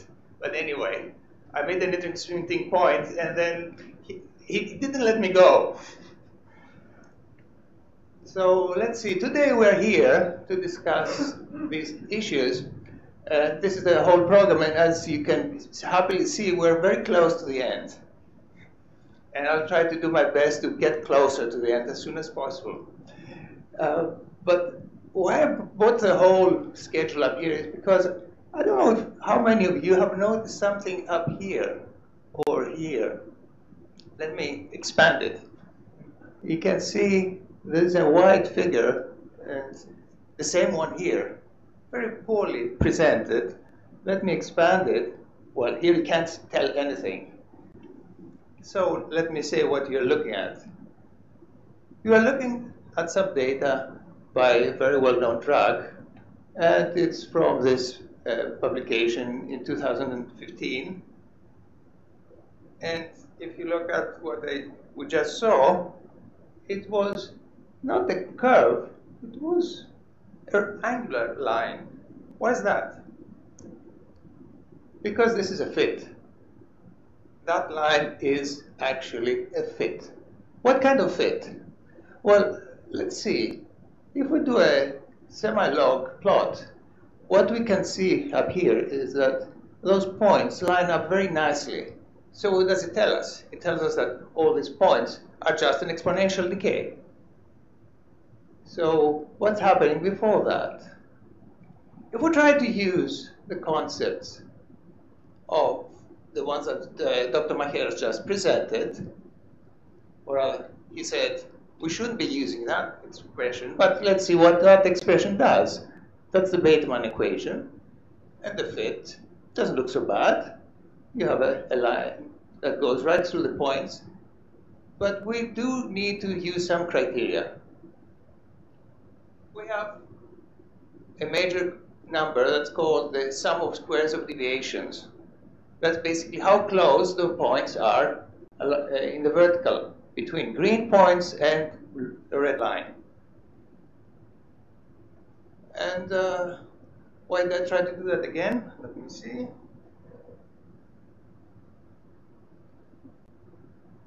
Because we're just pushing the numbers, and what's bad about it is that our confidence in the numbers is not so great. When you get a number that's 39 plus or minus 22, that's not very reliable.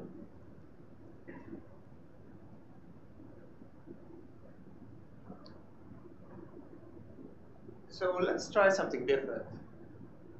Let's try zero order absorption and finite time. So what was the idea? Dr. Macheras tried to explain why there are physiological reasons why you shouldn't expect absorption to last forever. So we have to truncate at some point. And he also explained some reasons why it is reasonable to expect that the rate of absorption is constant. So it doesn't rely on how much is left behind in the stomach or in the intestine. It keeps going into the blood. That's the whole concept. So instead of having a double exponential, you have a curve that goes up. This is an exponential that keeps saturating up to some time. And after that time, you have a decay. If you decide that there are two steps in that procedure, you have one part like exactly the same, and then you have a decay for what's accumulated up to here, and then a second part that starts rising again at a different rate. And so you have two turning points, two specific time intervals, T1 or tau 1 and tau 2. And after that, you have just the decay. These figures are just what all the combinations you can play with these expressions, and especially if you expand to more steps. So here was a classical expression, double exponential. Here you have one finite stage, 2 stages, 3 stages, 4 stages, 5 stages. All of a sudden, we have the ability to describe just about anything. So these are just simulations. I'm not claiming, and it doesn't matter what the time scale is, whether I'm talking about minutes, hours, it will depend on the formulation. So let's come back to our favorite picture from the schedule of the conference. And here we have the simplest approach, where we assume that we had the zero order absorption stage up to time, it says here, 67 minutes, plus or minus 4. That's not poorly defined, but it doesn't look good. So if I assume that we had 2 stages, all of a sudden you have that picture that you saw on the schedule. And what did we come down to? We had 2 numbers, one first stage with some 54, or whatever that says there, another one at 85, and if you add them together properly, because these are numbers, these are parameters derived from the fitting, and each one has uncertainty, but there is also correlation between all the parameters. If you do the math correctly, you come down to a total absorption time that is 139 minutes plus or minus 14. That's plus or minus 10%.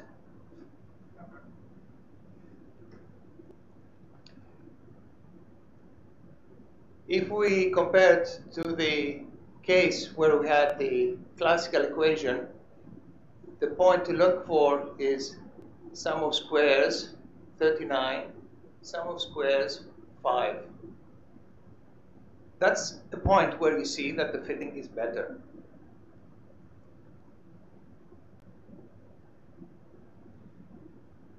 So if we look at more complicated systems with the 2-compartment disposition, the equations for finite absorption are going to be 2 cases, two exponentials that saturate. One is here, the other one is here, up to time tau.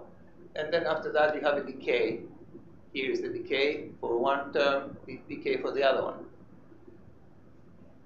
In order to do that right, of course, you have to monitor the second compartment.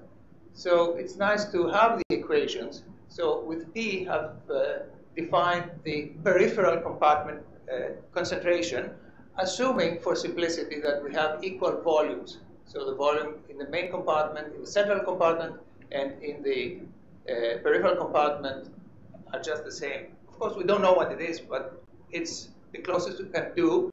And of course, in the pictures I'm going to show you, if we don't know what this number is, it would be scaled.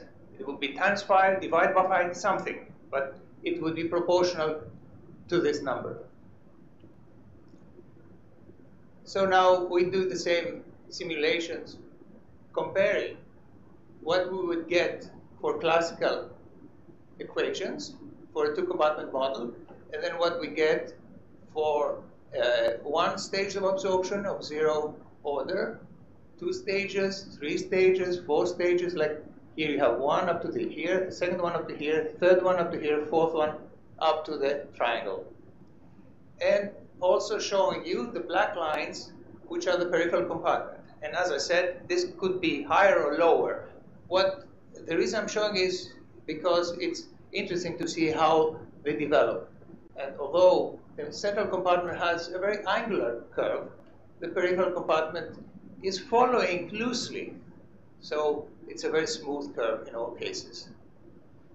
So these are just simulations.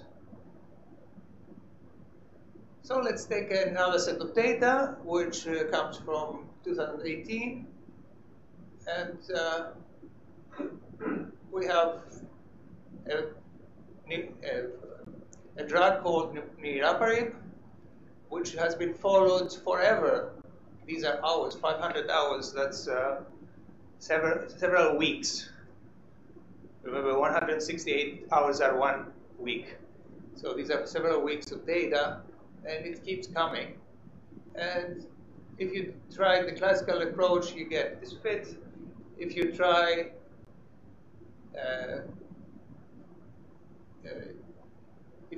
the simple, one compartment would get this answer. This would be a two-compartment approach. It's a better approach. Here we're up to 1.2 times 10 to the 5. This is 3.47 times 10 to the 4th. So it's a lot better. But if we go to a one-compartment model with finite time, we already get, we're not as doing so well, and it's clear. We have a distinct deviation between the red line and the green points. So let's try the two-compartment model, and we'll drop down to 7,000. Here we had 37,000, here we have 7,000. That's the sum of squares of deviations. So another case where we can argue that it's doing a much better fit. And this is not a very complicated model. It doesn't have all that many parameters. It has the 3 parameters of disposition, K21, K12, K10, plus,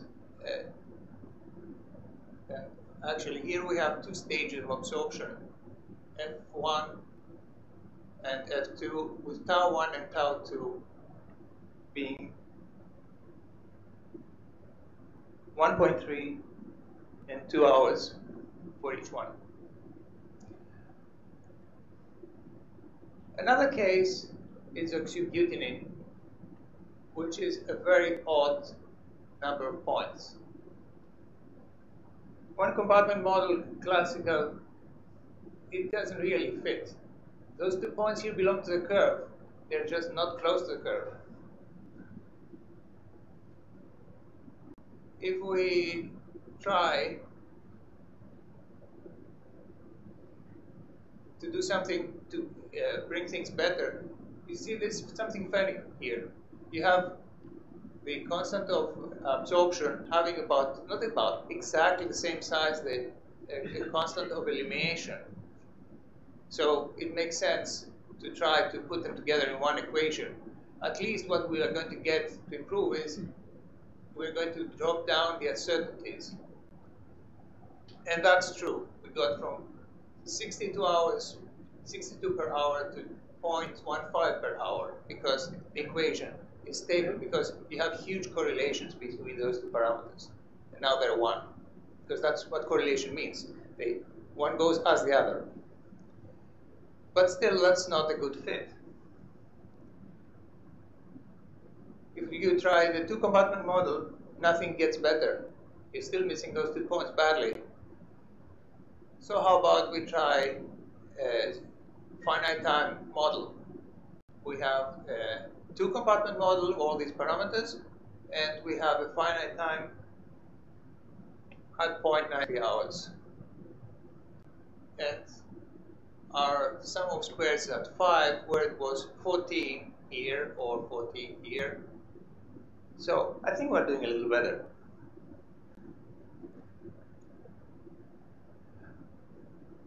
This is another set of data of oxybutynin, which are from a study that I don't believe has been published in 2019. And it's really odd. How can one describe data of this sort?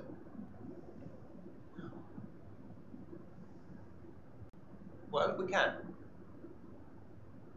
You have to try hard. You have to decide that you have several stages of absorption, and then no absorption, then more absorption, then no absorption, and you do a lot better. I'm not even going to show you how it would do if you tried a simple classical approach.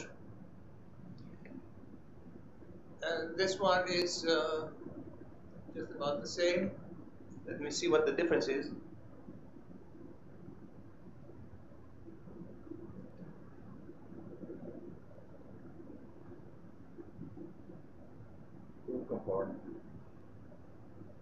Yes, that's correct. Thank you for the observation.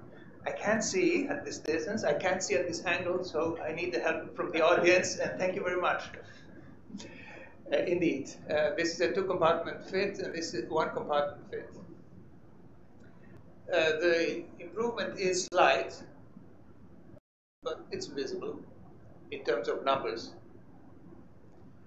And what I've drawn here is, because this is so messy, I've just drawn the line that shows the fit along with the black line that would be the concentration in the peripheral compartment, just out of curiosity. And now we move on to something else. We've seen that very often we have good behavior of the data with these models. So all these data were about drugs taken orally. How about we try them on different sets of data?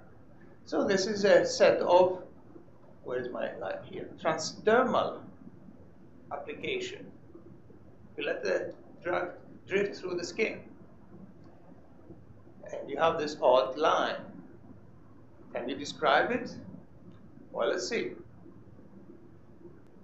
We do have a line here that conforms to the FAT model. It has 3 stages of absorption, one up to here, another one up to there, and third one up to the triangle. So what we claim is that you would expect up to this time, so the sum of those 3 taus, this one, and this one, to be the full time of absorption of different rates at each stage. And then you'd have just elimination.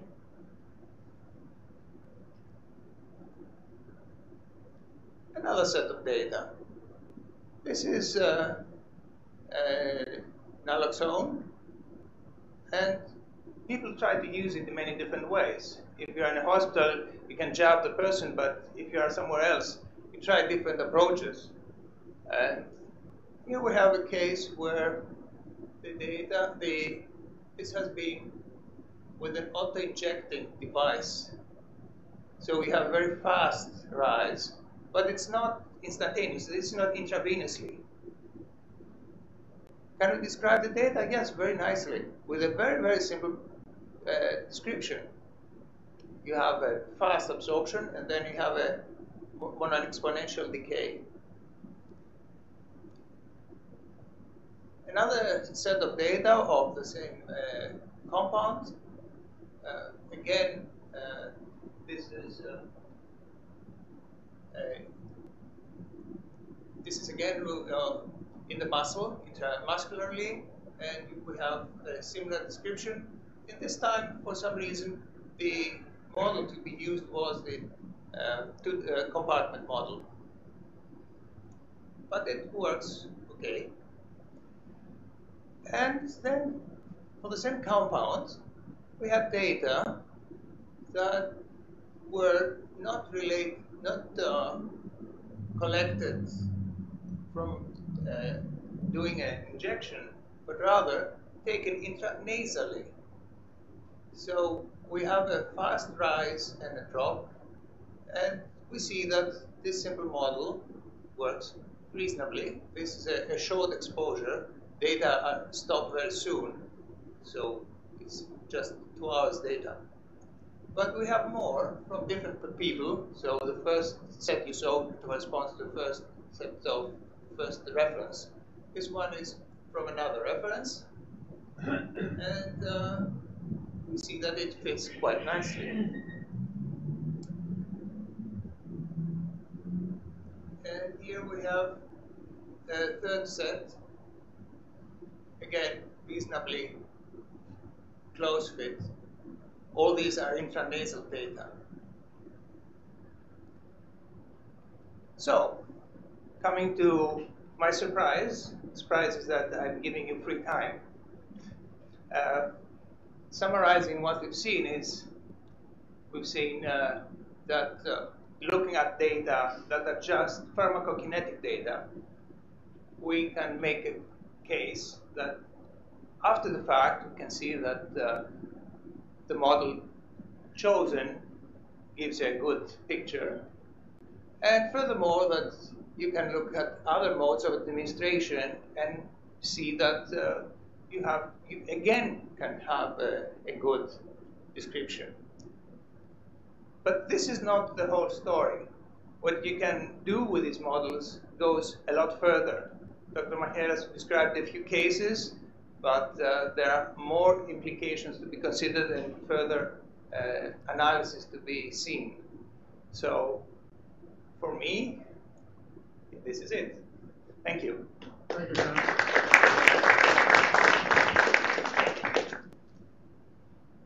We've got time to take a couple of questions. Is our next speaker on Zoom ready?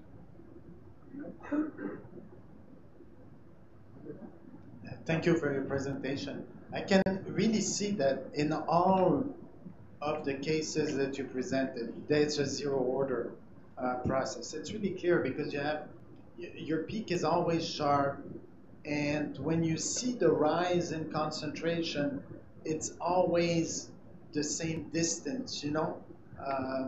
So to my eye, for sure, I would fit a zero order, and so fitting a zero order comes out to the same as what you're proposing. It's the exact same thing, because right, you have a case zero, then you have a stop, the stop of absorption.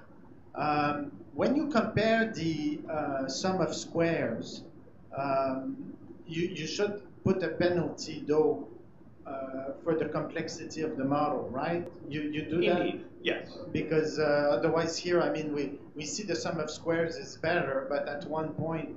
I understand, yes. What I thought was the most interesting was your stages, okay? Because this is something we don't do with zero order, okay? We do it with K, we fit multiple Ks with multiple lag time, and we're saying it's because the drug is absorbed in the upper part, then is absorbed a little bit in the lower part or whatever. But we don't do that with zero order, and I can see that it's very nice. So sometimes your case zero, they start all from time zero, if I understood. Yes. And sometimes you have one case zero, then it stops, then the other ones start after that time? Yeah, it continues from that where it left, where the first one left off.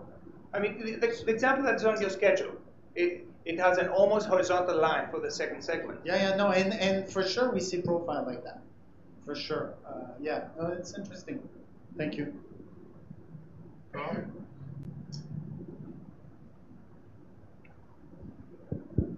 I wonder which of those.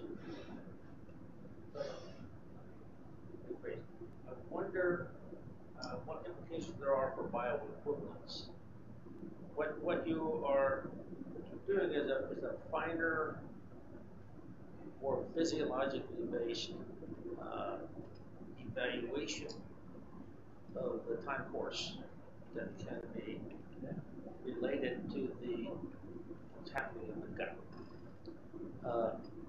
Is it possible that there would be differences between traditionally bioequivalent drugs based upon simple empirical non-compartmental ratios that would show up that were related to, say, excipient effects? I didn't try to make any case of what the implications are for bioequivalence, but of course they are part of the whole idea.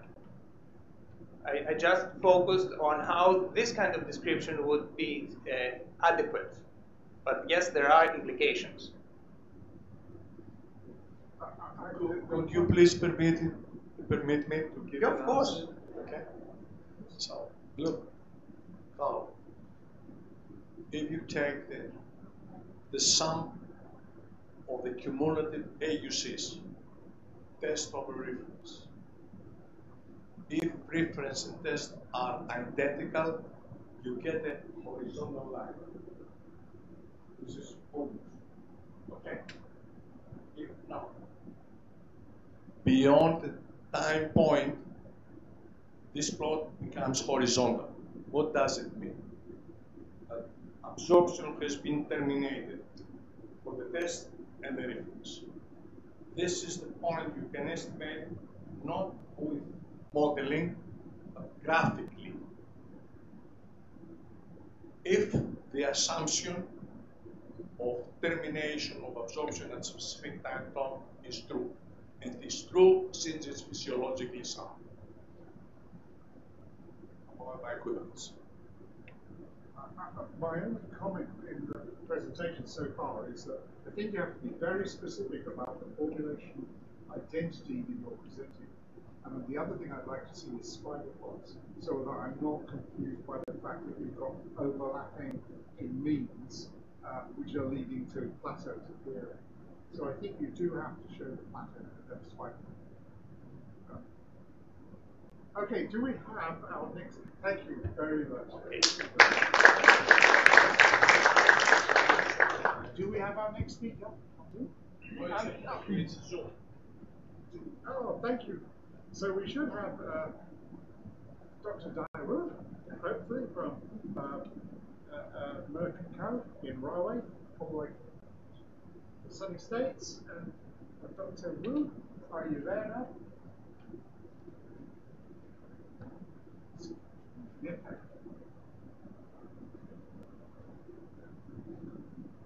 She's here. Hello. Can you hear us? If you turn around to the mic, she might hear you. Oh, I talk through the back of my head all the time. Nice. Can you hear me? Yeah. Yes, speak louder. Can you hear me? I think that's a no, isn't it?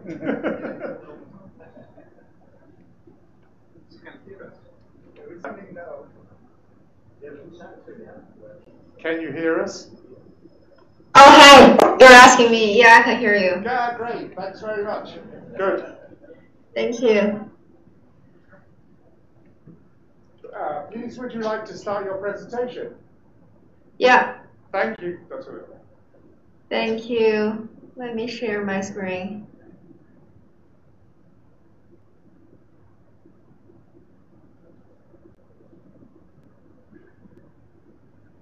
Oh, sorry. Okay. Can you confirm you can see my screen? Yes. Yes. Okay. Hi everyone, this is Dee. I'm a senior scientist with Merck. Today is my great pleasure to share our collaboration study with Dr. Panos on the physiologically based PK modeling under the prism of finite absorption time concept. So this is a collaboration that we combine the both models, the PBBM and PBFTPK. So firstly, I will briefly introduce the PBBM, physiologically based pharmaceutics modeling, and then followed by our recent published study.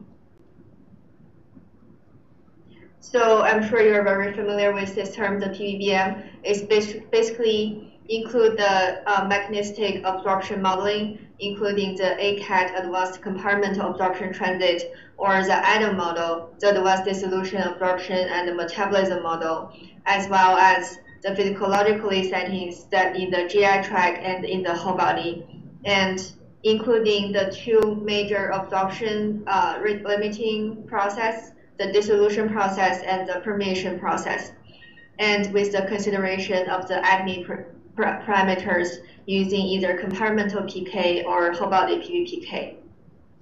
And this figure down here illustrates how very simple figure how the modeling works in the PBPM. So we will have the input from the dissolution or the permeability, and also the elimination parameters together with the consideration of the GI physiology parameters.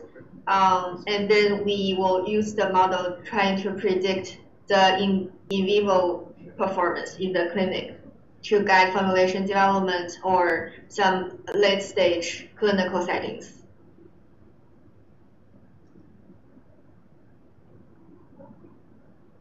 The PBPM or PBPK modeling applications on the oral formulation has been widely used in the industry.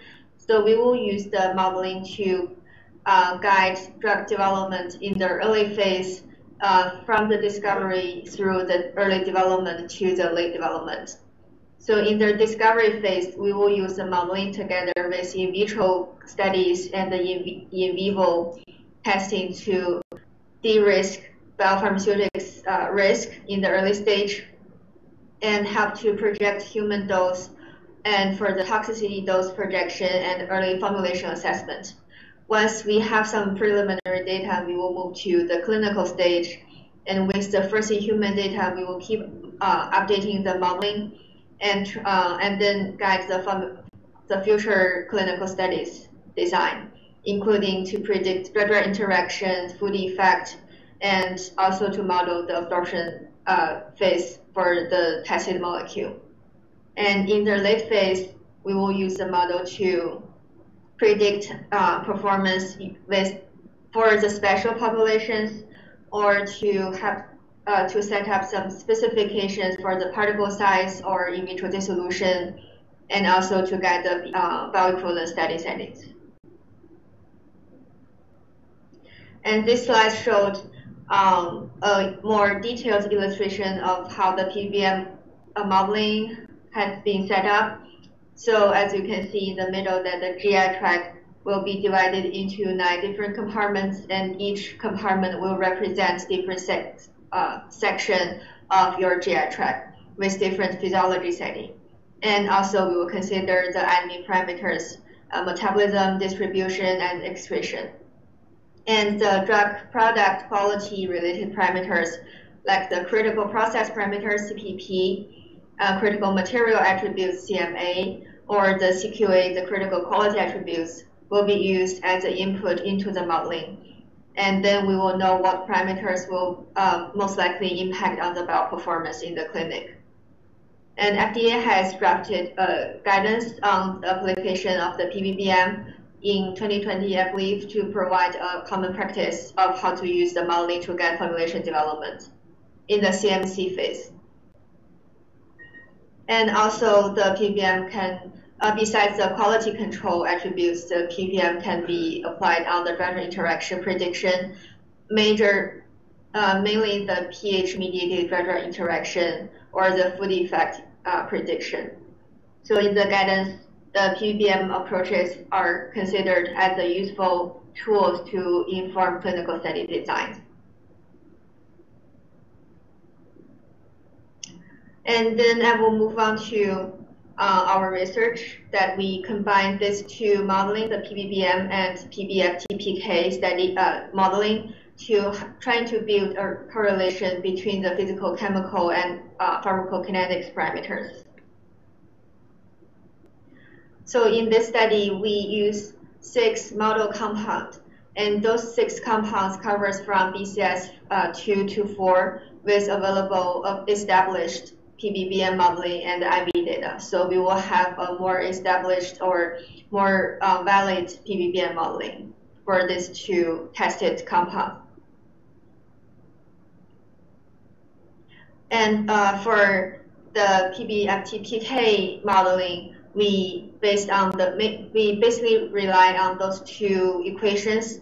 The first equation is the absorption kinetics, what was described by the rate of permission as shown in the equation 1 here.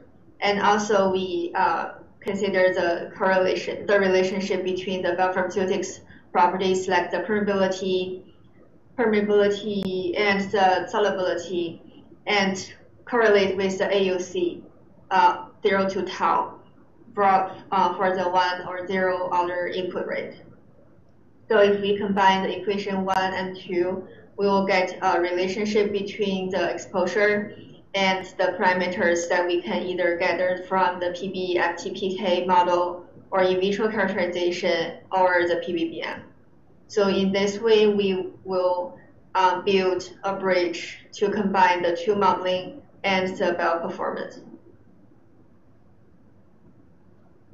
So for the PBPM modeling establishment, I will introduce one example using the etarecoxib. So this compound is a weak-base drug with a highly pH-dependent solubility. And the normal way to develop a PBPM model is through major 3 steps. One is model setup, that we will use the elimination parameters that we extracted from the IV PK profile. And then we will input the drug molecule or drug product related parameters into the modeling. And then in this example, we use the Takano model, which is also called the Z factor, to account for the dissolution rate.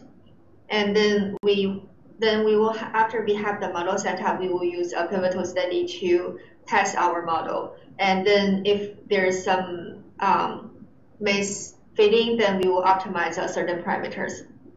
And after we set up a basic model, we will go ahead to use more available or independent PK studies to challenge the models and validate the model. And if we will get a prediction error within 20%, we will go ahead to use this model to validate against more studies, either from the BE study or drug-drug interaction study, and then use the model to apply for more applications. So as I mentioned, we use a Z factor to describe the dissolution rate. And the Z factor is calculated based on the Lewis-Whitney model, the classic dissolution formula.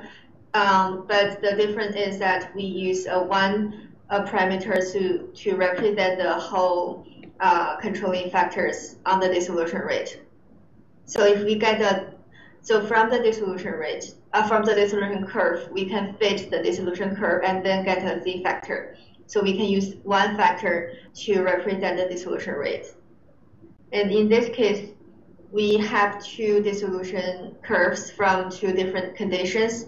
One is in the pH2 buffer that represents the gastric condition. And we also have a pH 6.8 buffer that represents the small intestine condition. And each condition we calculated one Z factor, and we use this as an input into the modeling.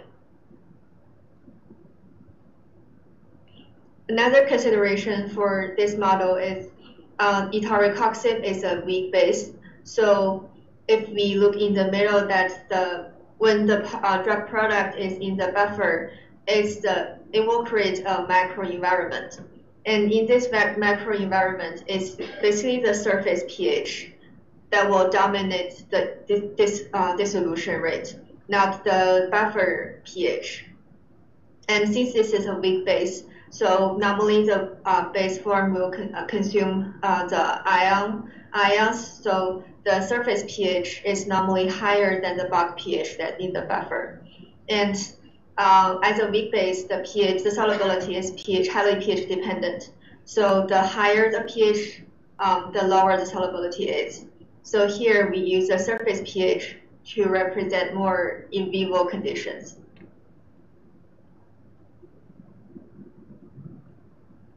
And as you can see, the model fitting is pretty good. We can basically describe the Cmax and the AUC very well. And the R-square for this fitting is 0.9, about 0.9. And since we want to build the correlation between the concentration here, the GI concentration from the modeling to correlate with the exposure, so we also pull out the duodenum drug concentration curve and the jejunum drug concentration curve from the model. And basically, we did the same thing for all the 6 compounds. And the prediction arrow tells us how well the model fits. And if it's normally we'll use a 20 to 25% as a threshold. So once the PE is below 25, then we'll consider the model fits very well. And as you see, for all the 6 compounds, we will have a smaller than 25%. And this one is slightly over, but overall the fitting is pretty good.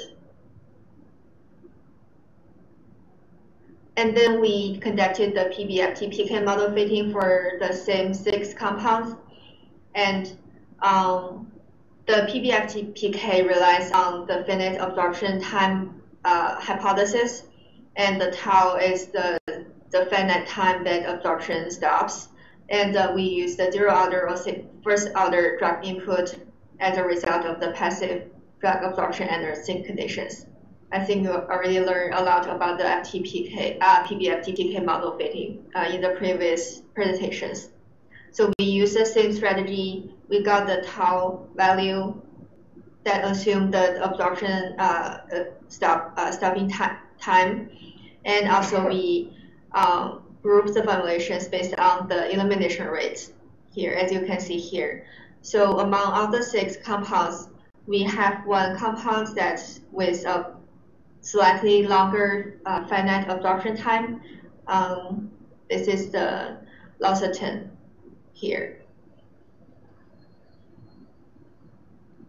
And then we go ahead to build the relationship between the physical chemical parameters and the elimination parameters, and also the the AUC and the bioperformance in the clinic. So for using the first equation, we multiply the drug concentration in the lumen with the permeability value, and trying to compare with the dose over tau value. And you can see either using the GI, the lumen concentration, or the duodenum concentration, or the jejunum concentration, we will get a very good linear shape between those 2 parameters. And with the second equation, we were able to get this negative correlation between the elimination rate and the AUC 0 to tau for all the 6 compounds. So the faster of the elimination rate is, the lower AUC 0 to tau will be.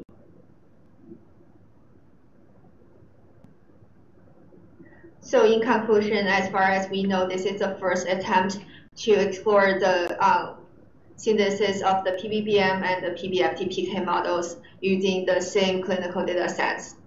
And both models has resulted in absorption time estimates within the small intestine transit time for the tested 6 compounds. But the PBFTPK usually get shorter time estimates compared to the PBBM. And we do see a very clear relationship between the absorption rate and the product of permeability and luminal concentration for the 6 compounds. And this observation is in concurrence with the fundamental absorption of the PBFTPK models.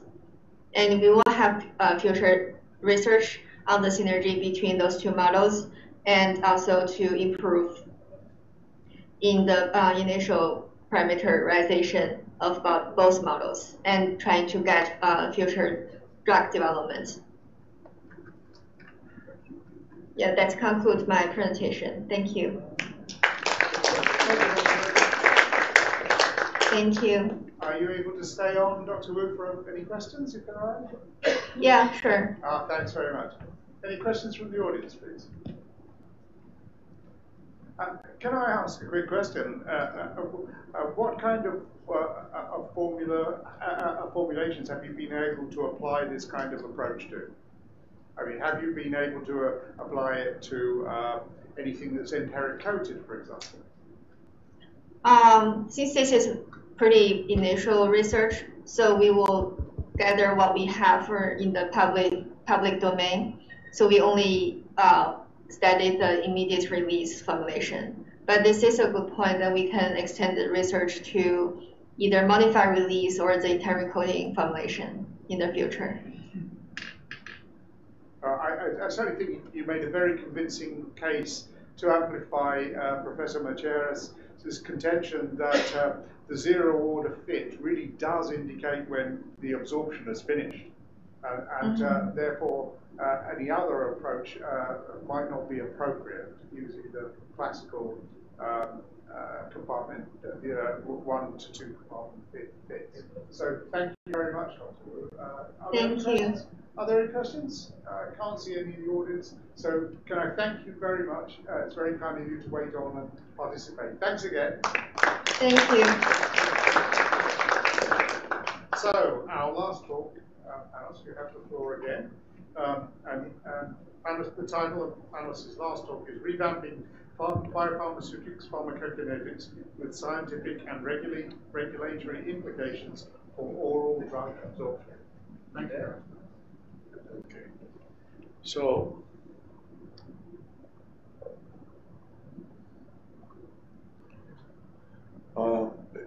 this was a very nice collaboration with people in Merck.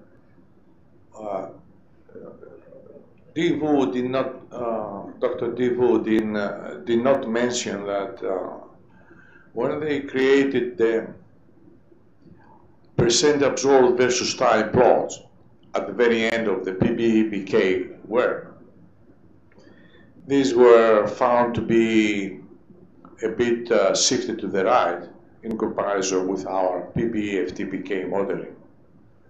And this is crucial and is related to the work I'm going to present now. This work here, it has not been published so far.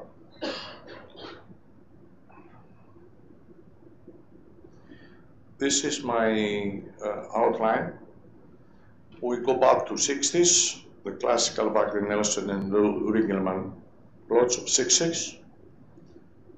The modification in terms of FAT of both processes, and some applications associated with the modified percent absorbed versus time plots.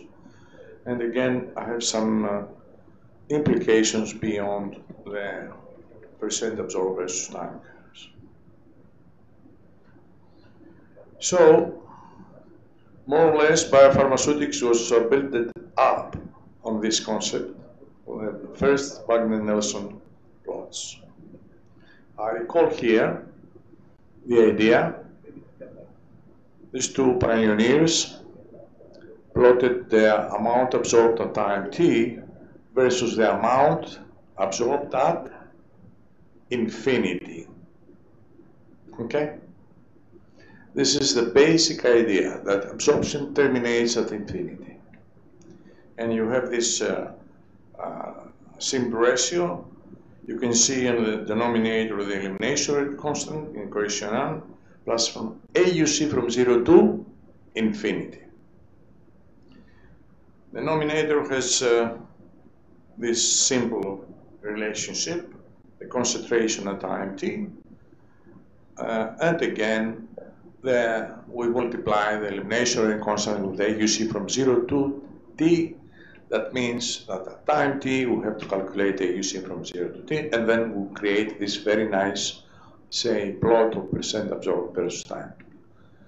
You can express in terms of percent. if you multiply with 100. These are the famous 1963 paper and 1964 paper. Few years later, Lou and Rigelman expanded the concept, and they used a two-compartment model approach, and they derived these relationships, which are quite similar.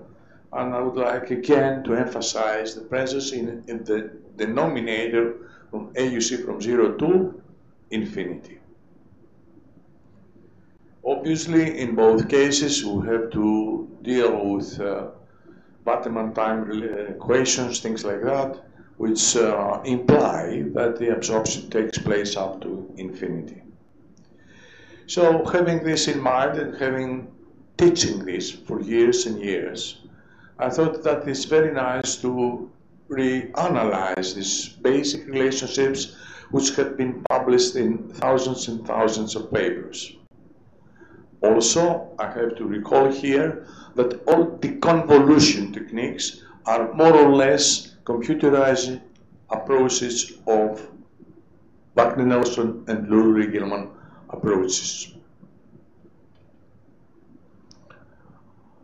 Also, the modern, say, approaches for the percent absorbed versus time plots, like Castro-Plus or whatever, what they are doing at the very end is to take the differential equations expressing the input and integrating them from 0 to infinity.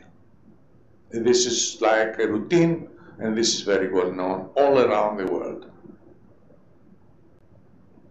So we'll try to modify the relationships according to the FAT concept, and we applied some very simple modifications, obvious modifications, which say that we have the same relationships, but we do have to calculate the absorption out from 0 to tau. That means we don't need to use AUC from 0 to infinity, but from 0 to tau. On top of that, we have at time tau, C tau. We don't have zero concentration at infinity, so we have to take into account that we have at the end of the absorption process a concentration called C tau.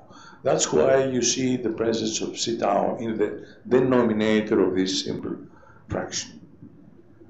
Okay, the same applies from Lou-Rigelman relationship, but you know, in this case you need to do some work with C1 and C2, meaning that you have to calculate the concentration in an iterative way of second compartment, the first compartment. It's a simple relationship, but requires a repetition and iterative approach in order to do that. So we apply the same approach as Lou and Rigelman so many years ago. So, having the new relationships, we were able to do some simulations. You can see the simulations on the top, where we utilize the classical Bateman concept, Bateman equation. And in the second and the third row, we apply the FAT concept using either one or two compartment model. And you should notice that on the top, we get what we get for 50 years now, an exponential increase towards the plateau level. On the contrary, in the other two cases, you see that we have a kind of bilinear function, which means that the absorption terminates at the turning point, and therefore we move from an exponential expression of the absorption to a bilinear type of absorption. This is simulation. We did a very, say, extensive mathematical analysis, and I have to say that thanks to Thanos, Chekouras, we were able to prove this. since it was so complicated, all these relationships of first order, zero order, one compartment, two compartment order, with one and two input steps in order to prove these two simple lines. And these two simple lines deliver a very important message, which means that the percent absorbed versus time plot are linear in terms of time. If you plot, you see they are linear in terms of time. You also see that at the end of the absorption, this is equal to 1. But it took us a lot, since apart from this simple relationship, we have also to analyze the cases where we do have more than one input or three inputs.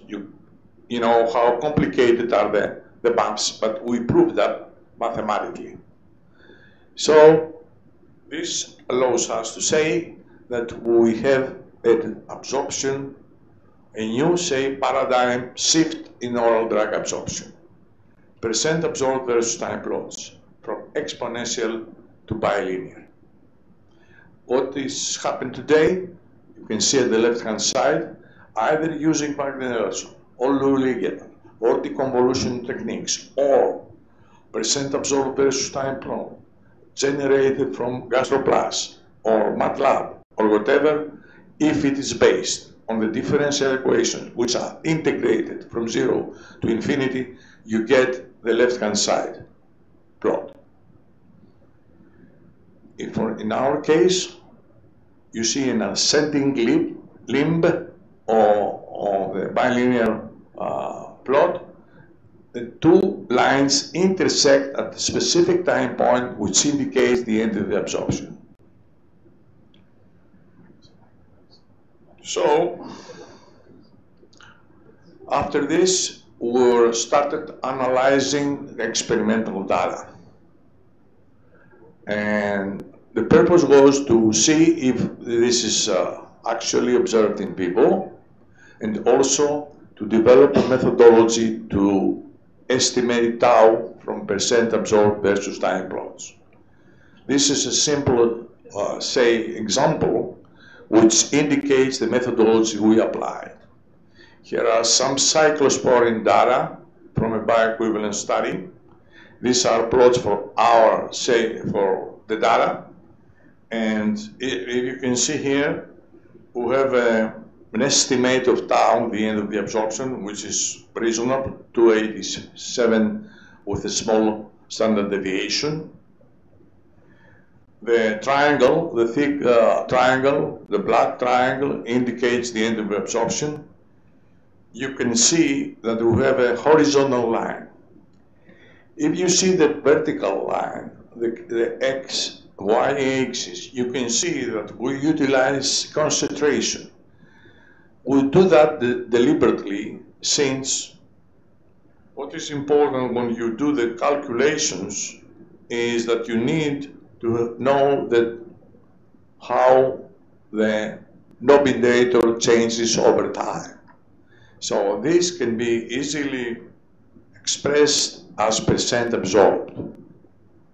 So we utilize this for this specific purpose. In order to estimate the proper end of the absorption process, we develop a technique which is computerized and takes into account different time points. And you calculate as a function of time the chi-square. You can see the chi-square, the black dots.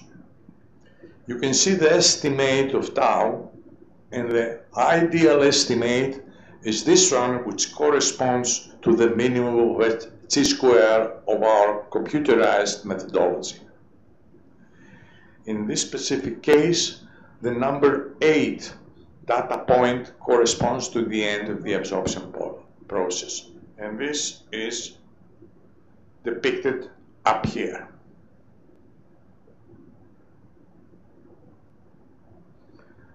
We did many calculations based on this idea, we utilized the classical, say, approach by Nelson, Lou Rigelman, or whatever, versus our methodology. In all cases, we got what we expect in terms of our theory in comparing all the statistical criteria associated with this analysis.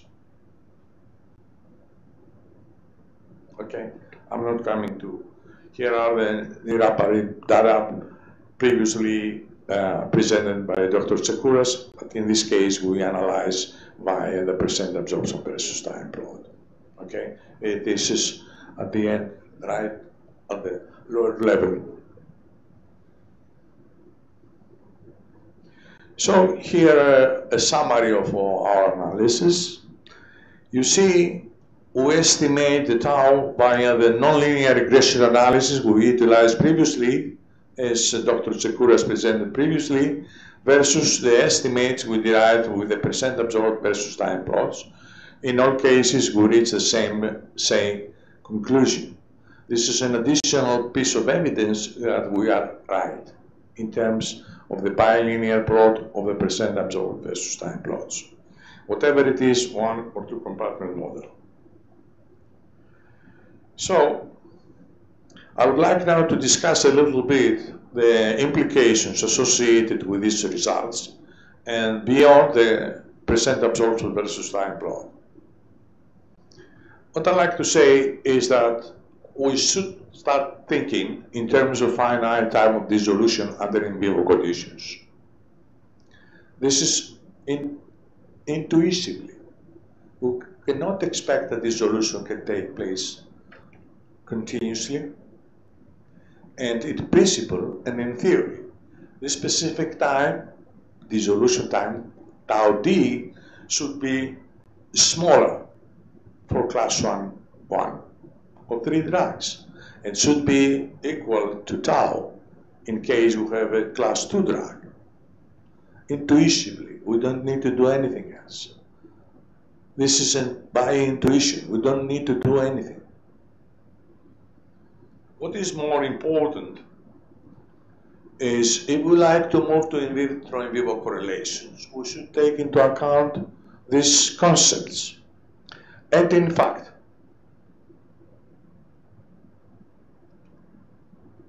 where's Stefan Pollack? He made a question yesterday about Bible. I'd like to give an answer. It's not. Okay, here, please.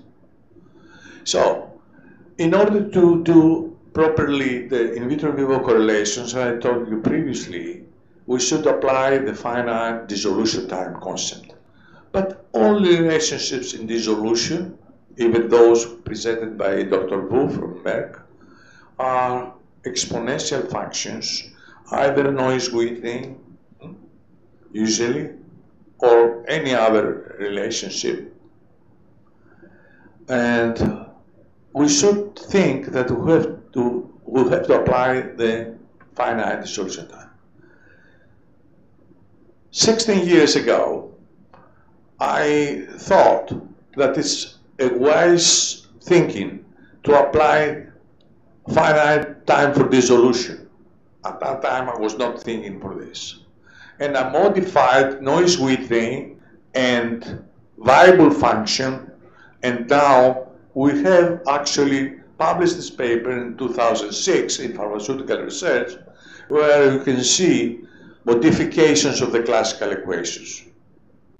So this can be used to reanalyze data. And there is a question from yesterday about variable. Why we use variable? We have published extensively in Pharmaceutical Research and other journals our work associated with the heterogeneity of the dissolution, say, processes. And we found through Monte Carlo simulations that the variable function describes all these cases where we don't have a specific rate constant. We have a time-dependent coefficient. If you use the noise-weighting relationship and you replace the rate constant with k times t as a function of time, you come up with the variable function. And the exponent of time, h, is an indication how heterogeneous is the system, and in cases of the modified release about the mechanism of release, the exponent indicates the mechanism. If it is, say, classical diffusion or, say, an anomalous diffusion. So that's why we utilize the variable function, since the noise reading is a specific case of the variable function, which assumes that the rate constant remains constant throughout the process. On the contrary, the variable function captures the heterogeneity of the processes. This is the reason why we use variable function, since I noticed your question yesterday. So that means that we can reanalyze data in the literature with this approach, and we have to take into account that absorption and dissolution takes place in finite time under in vivo conditions. I hope that this will improve the in vitro correlations. So, I like this slide, since the Greek companies are generic companies, and I like to bring the message to the companies that this approach enhances and facilitates the development of generics. Why? Since we are able to take the data, the in vivo data of the reference formulation from the literature. We take the in vivo data from the literature of the reference formulation, and we analyze them through our same methodology, saying PBFTPK models or percent absorbed versus time plots, and we know even the termination of absorption, tau, and on top of that, through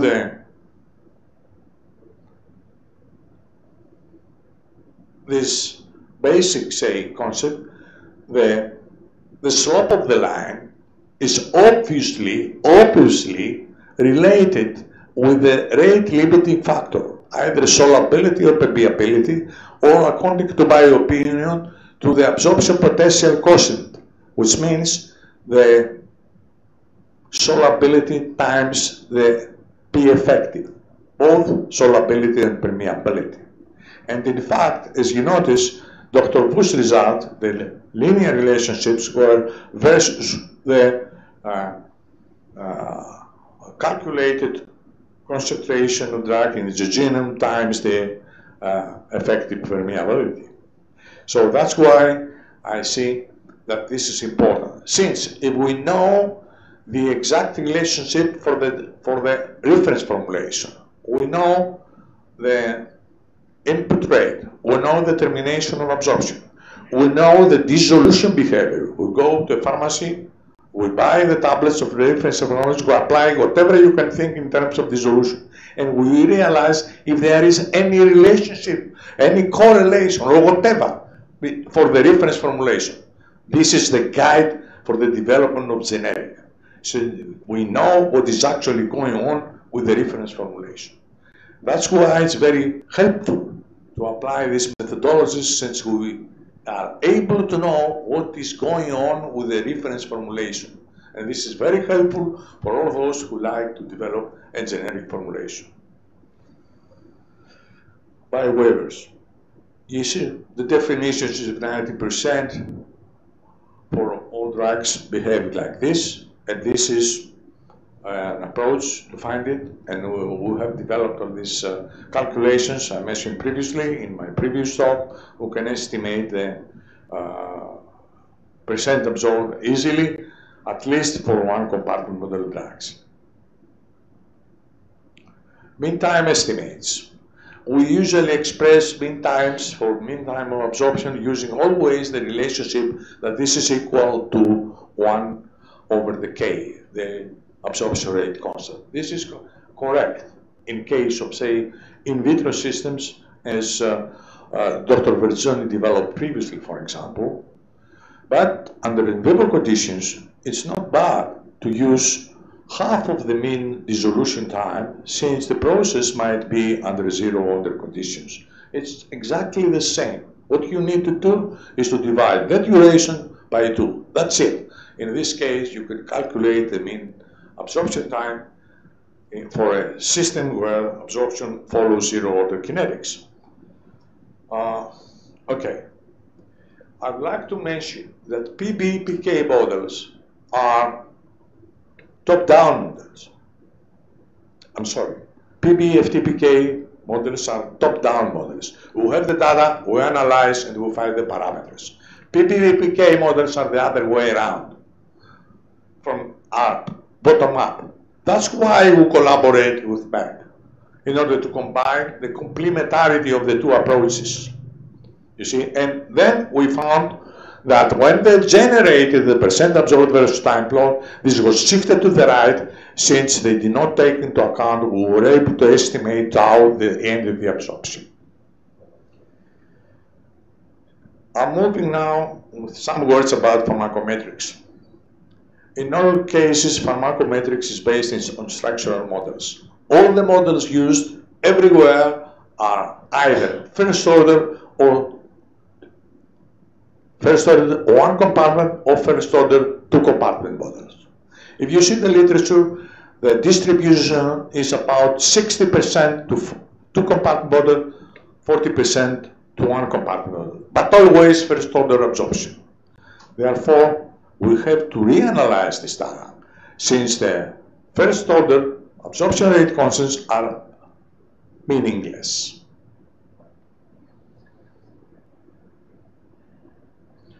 Okay, I think that this slide was presented by Dr. Chekouras previously. This is another application for transdermals we did recently. My apologies, Thanos. Okay. So this is another very, very interesting topic. You see, when we analyze the data with PBFTPK models or percent absorbed versus time plots, this slope, which indicates the rate of input, should be related with a limiting factor, either solubility or permeability. This means that we will analyze hundreds and hundreds of data. This opens a new avenue for developing a relationship between structure and pharmacokinetic properties.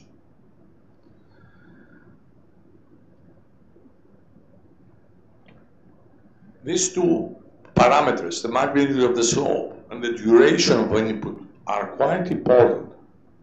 And as you notice in one of the Dr. Pu's slide previously, we developed a classification system where we have two axes. One is the elimination characteristics, either elimination rate constant or vita for two compartment overlap, and on the one x-axis the tau, the estimate of tau.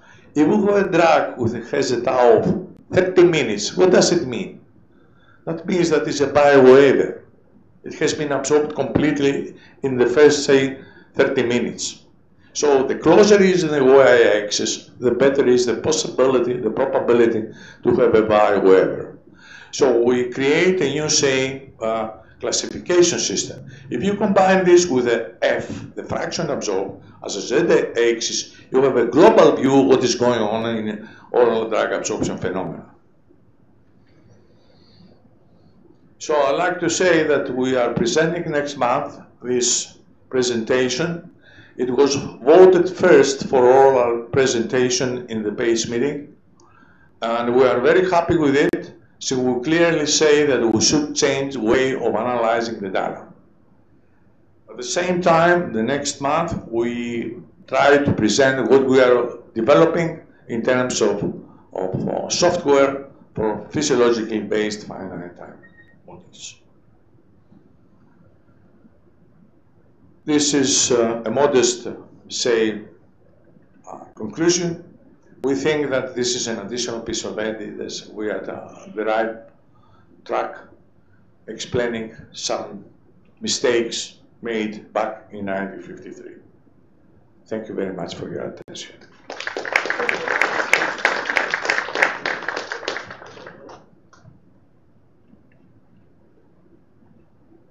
I think we should actually, oh, there, okay, we're on. very silent. I was surprised, actually. Okay, so let me, what I presented on yesterday, I don't expect people to understand it correctly or to utilize it, but I want to bring some points that are really important for you, Panos. First of all, Wagner-Nelson method, Lou-Riegelman method do not assume absorption goes to infinity. You need to prove this to yourself, Panos. Take a one compartment model with a zero order absorption for 4 hours, take that data, apply Wagner-Nelson method, you will show that the absorption is zero order for 4 hours. There is no assumption in Wagner-Nelson, there is no assumption in Lou-Riegelman that absorption goes to infinity. Now this is really important for you. And it's easy to do. You will see it right away. That was the whole reason that Wagner-Nelson developed their method, was they didn't want to have a absorption model independent upon their calculation. So this is not what they're doing. So mean absorption times. Oh, okay, so let's go why you do area under the curve to infinity and area under the moment curve to infinity. Because you make no assumption about absorption or elimination. In fact, you can have nonlinear elimination and nonlinear absorption, and you will still get mean absorption times. Just when you change the dose, the numbers will be different. Okay, because if you're linear, the numbers will not be different. So definitely you can take your FAT value, 1 over that absorption will give you the mean absorption time, just as you said, and you can cut the number in half and you'll get the right answer. So the reason you do those out to infinity is so that you don't make any assumptions. That's why we do it. So you are making an assumption of elimination being a first order process, and it isn't necessarily a perfect first order process. When you go look at your oxybutyne data, yes, you fit it, but bioequivalence just says exposure is the same. So that's why we look at exposure independent of the model, but the regulatory agencies were concerned that you could change, you could have the absorption being the same and your curves would look very, very different. So they added another characteristic, was Cmax. Now there's no theoretical reason for Cmax except to say, I want to have the shape of the curve be approximately the same. That's why Cmax, even though when we made the regulatory basis, we didn't actually understand what we were doing, but that's the actual implication for it. Now, what's really good about FAT, what is really the absolute is what Dr. Wu showed. So there you use FAT in the pharmaceutical industry to say, okay, I now want to take my in vitro measures and predict what's going to happen in vivo. That's where FAT is really a wonderful advance and is important, and she shows it in her data. But be careful in saying that everybody is assuming absorption goes out to infinite time using these kinds of methods, because that is not the assumption. Just because the denominator is the area out to infinite time, that makes no assumption about absorption being out to infinite. So, please use the mic. Can you give me an interpretation about the presence of AUC from 0 to infinity in the denominator? It's the overall area from all the characteristics that occur. There is nothing that says absorption goes out to infinite time. You'll prove this to yourself. Just take a one-component model with zero order absorption for 4 hours, take that data, use Wagner-Nelson method, it will show you zero order absorption for 4 hours. I'm keeping the basic idea that AUC from 0 to infinity is the marvelous, say, parameter for exposure. If absorption has been terminated in 1 hour or 3 hours, There is no reason to utilize AUC from 0 to infinity for absorption processes if they have been terminated in 3 hours or 2 hours. Right, I'm not saying that's wrong. I'm saying that method doesn't assume absorption. You started off saying those methods assume absorption goes for infinite time, and they do not. But at the same time, our analysis using the classical Lewis versus our approach indicates that we are much better in terms of statistical criteria. And this is a piece of evidence that we have to follow this approach, since we get very nice estimate for tau. At the same time, the analysis of based on elimination on Wagner-Nelson or Gelman are much poorer in terms of the statistical criteria, apart from the fact that they use a physical assumption that absorption terminates at infinity. This is a fingerprint of the Bateman equation. Panos, you've got to, it's so easy to prove it for yourself. Okay. Derive the equation for a one compartment model with 0 order absorption for 4 hours, take that data, fit it with Wagner-Nelson. Wagner-Nelson will tell you 0 order absorption for 4 hours. I'm not saying you don't fit the data. I'm not saying that your data is not the right way to fit it. I'm saying you can't say that Wagner-Nelson and Lou Riegelman assume absorption, or any of the models assume absorption goes to infinite time. We should find an agreement between the fact that the percent absorbed versus time plots in all over the world are correct when they are exponential or not. No. Wagner-Nelson works for 0 order absorption. Just prove it to yourself. Hold on, I'm going to shift two things to the floor. I always like the idea of I think there are 2 people. There are 2 people. 3 people. Sorry, there are more. Who wants to go back? I have the microphone. So okay. No, I think, there was a lot of good things, that you presented and your colleagues. I really liked it. I specifically liked the 0 order through multiple stages. It's something, maybe it should have been obvious to me, but you know what? I've never done it. Okay? I've been fitting data for 30 years. I almost never fit data with 1K, like you're saying. Never. Okay? We always fit models that are way more complicated than that. You always have to fit multiple Ks. You have to fit a K0, K0 with a Ka, whatever. You have to use the model that best fit the data. Now, there's a lot of drugs that follow 0 order absorption. And when we fit data using 0 order absorption, we get exactly the same results you're showing. Okay, that will not be different. The thing that will be different is the multiple stages, and that's really good. Okay, it's physiological, nothing pretty good. It's physiologically. Yeah, no, I can see it. I can see it. Yeah, okay. Yeah. No, but I agree. You see, in the literature. Yeah, but the literature, I mean, you look. You have to look at the last 30 years. What people are doing. We should be. I would like to be, say, more clear.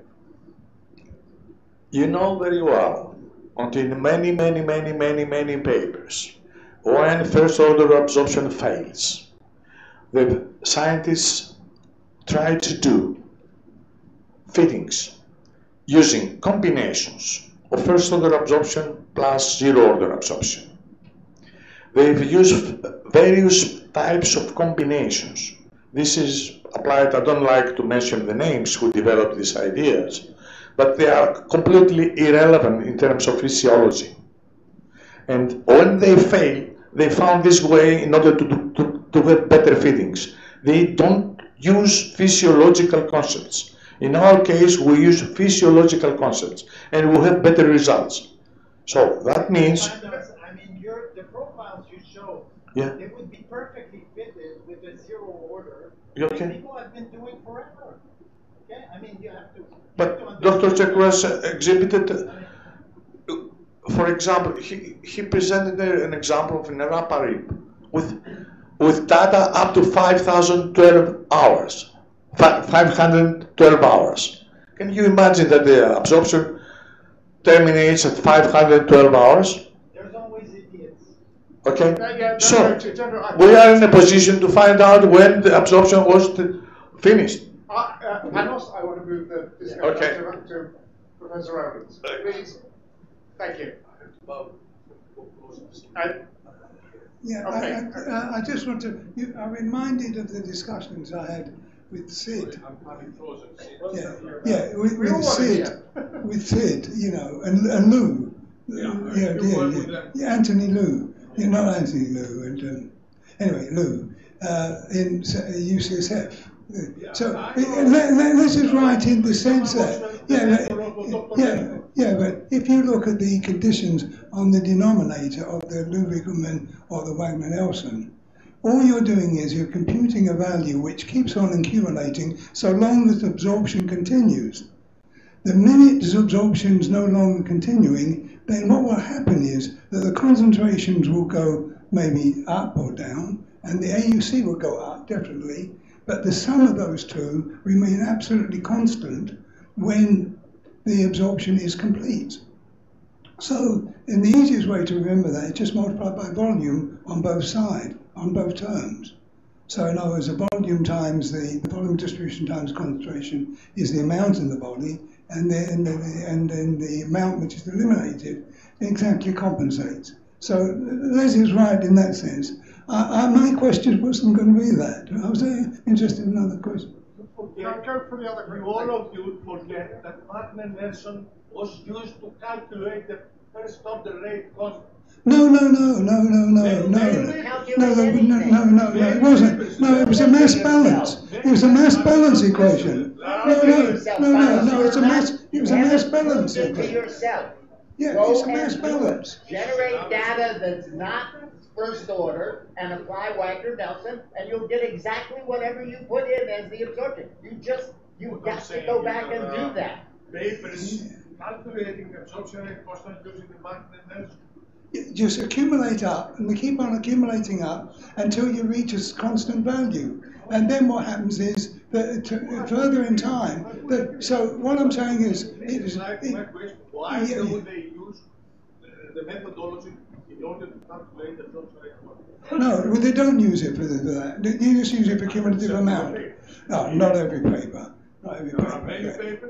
It's not every paper. My question to you actually was, what was your experience when you fed solutions of drug? When you oral ingestions of solutions of drugs, what was your experience about the fitting? I'm just curious.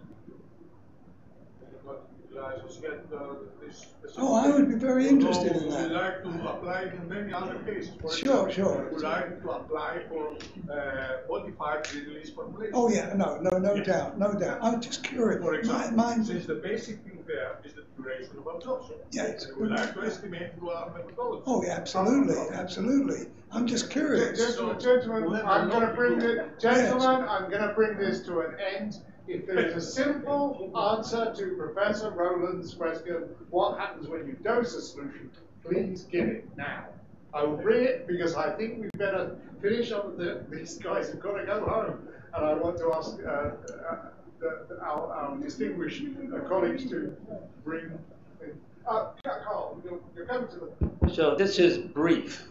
Go on, go for it. I just want to say that I find this body of work to be sound and valid and quite a stunning piece of work that you've done.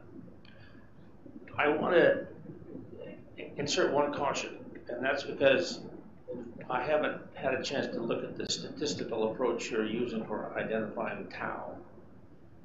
But that can be an issue depending upon the number of samples, the statistical technique you use to discover that, and that may become a source of variability in trying to understand the difference between individuals with tau.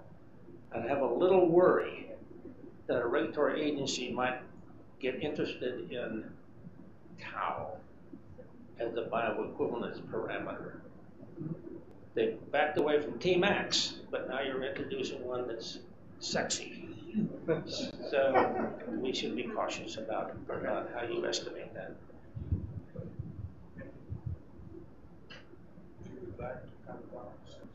I think we can move towards the end session because I was a final breakdown. I'm sure it's been great, very entertaining anyway. I didn't anticipate sitting through that. Thank you, everyone. Emily and the rest.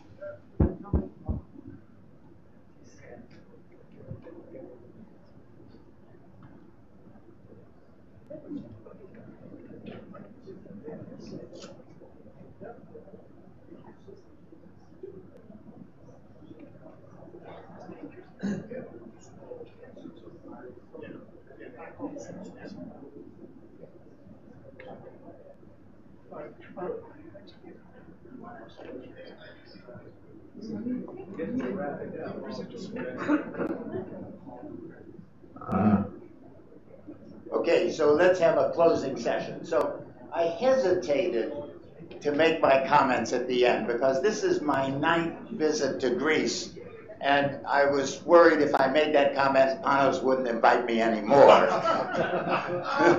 But we have clarified this for you. But this is a wonderful meeting. We got together, had some good discussions in terms of science, some disagreements, and some agreement. Yes. And it was a lovely opportunity to have the ability of all of us from not Greece, and I think I am the farthest away in terms of distance to come here, to have the opportunity to. Yeah, that's right. This guy's from California too now, so I forgot. Yeah, it's been a pleasure. It's been a pleasure, and thank you, Panos, for arranging it and bringing us all together. And it was just a wonderful opportunity.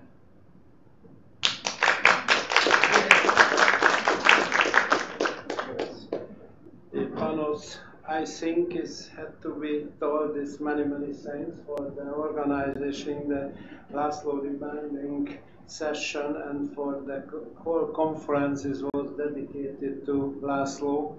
I think it was very, very positive for us.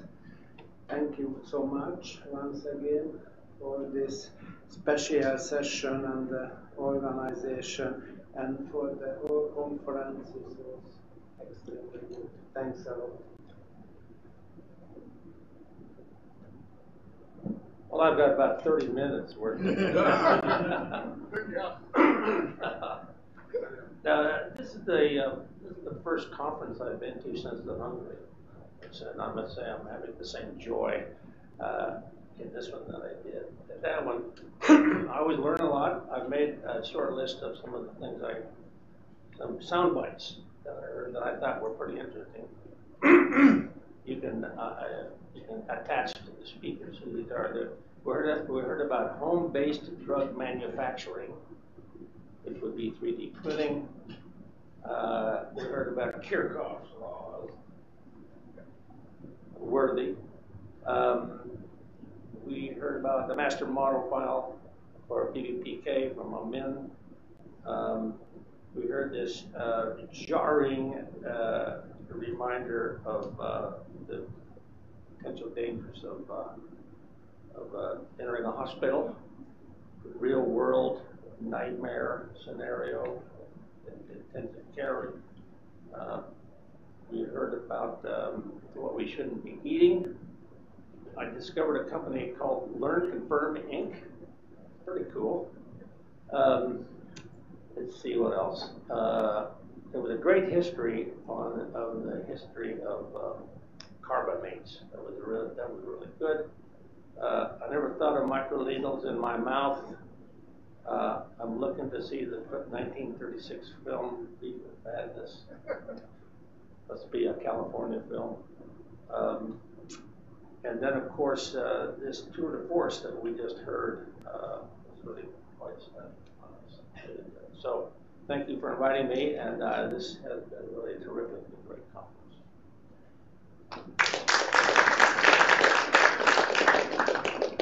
So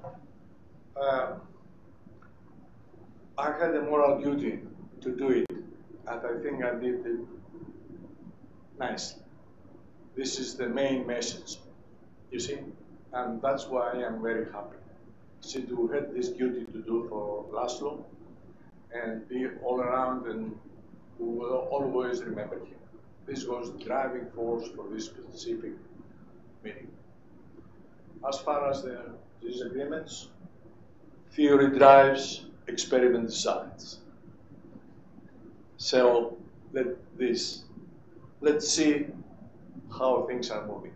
Again, thank you very much for all of you coming here, and I appreciate very much your attendance and your kind contribution to this meeting. Really, thank you very much. Thank you all.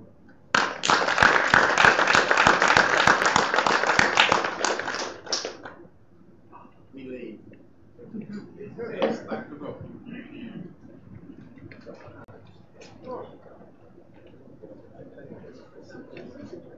Oh, my. So I give it to you now.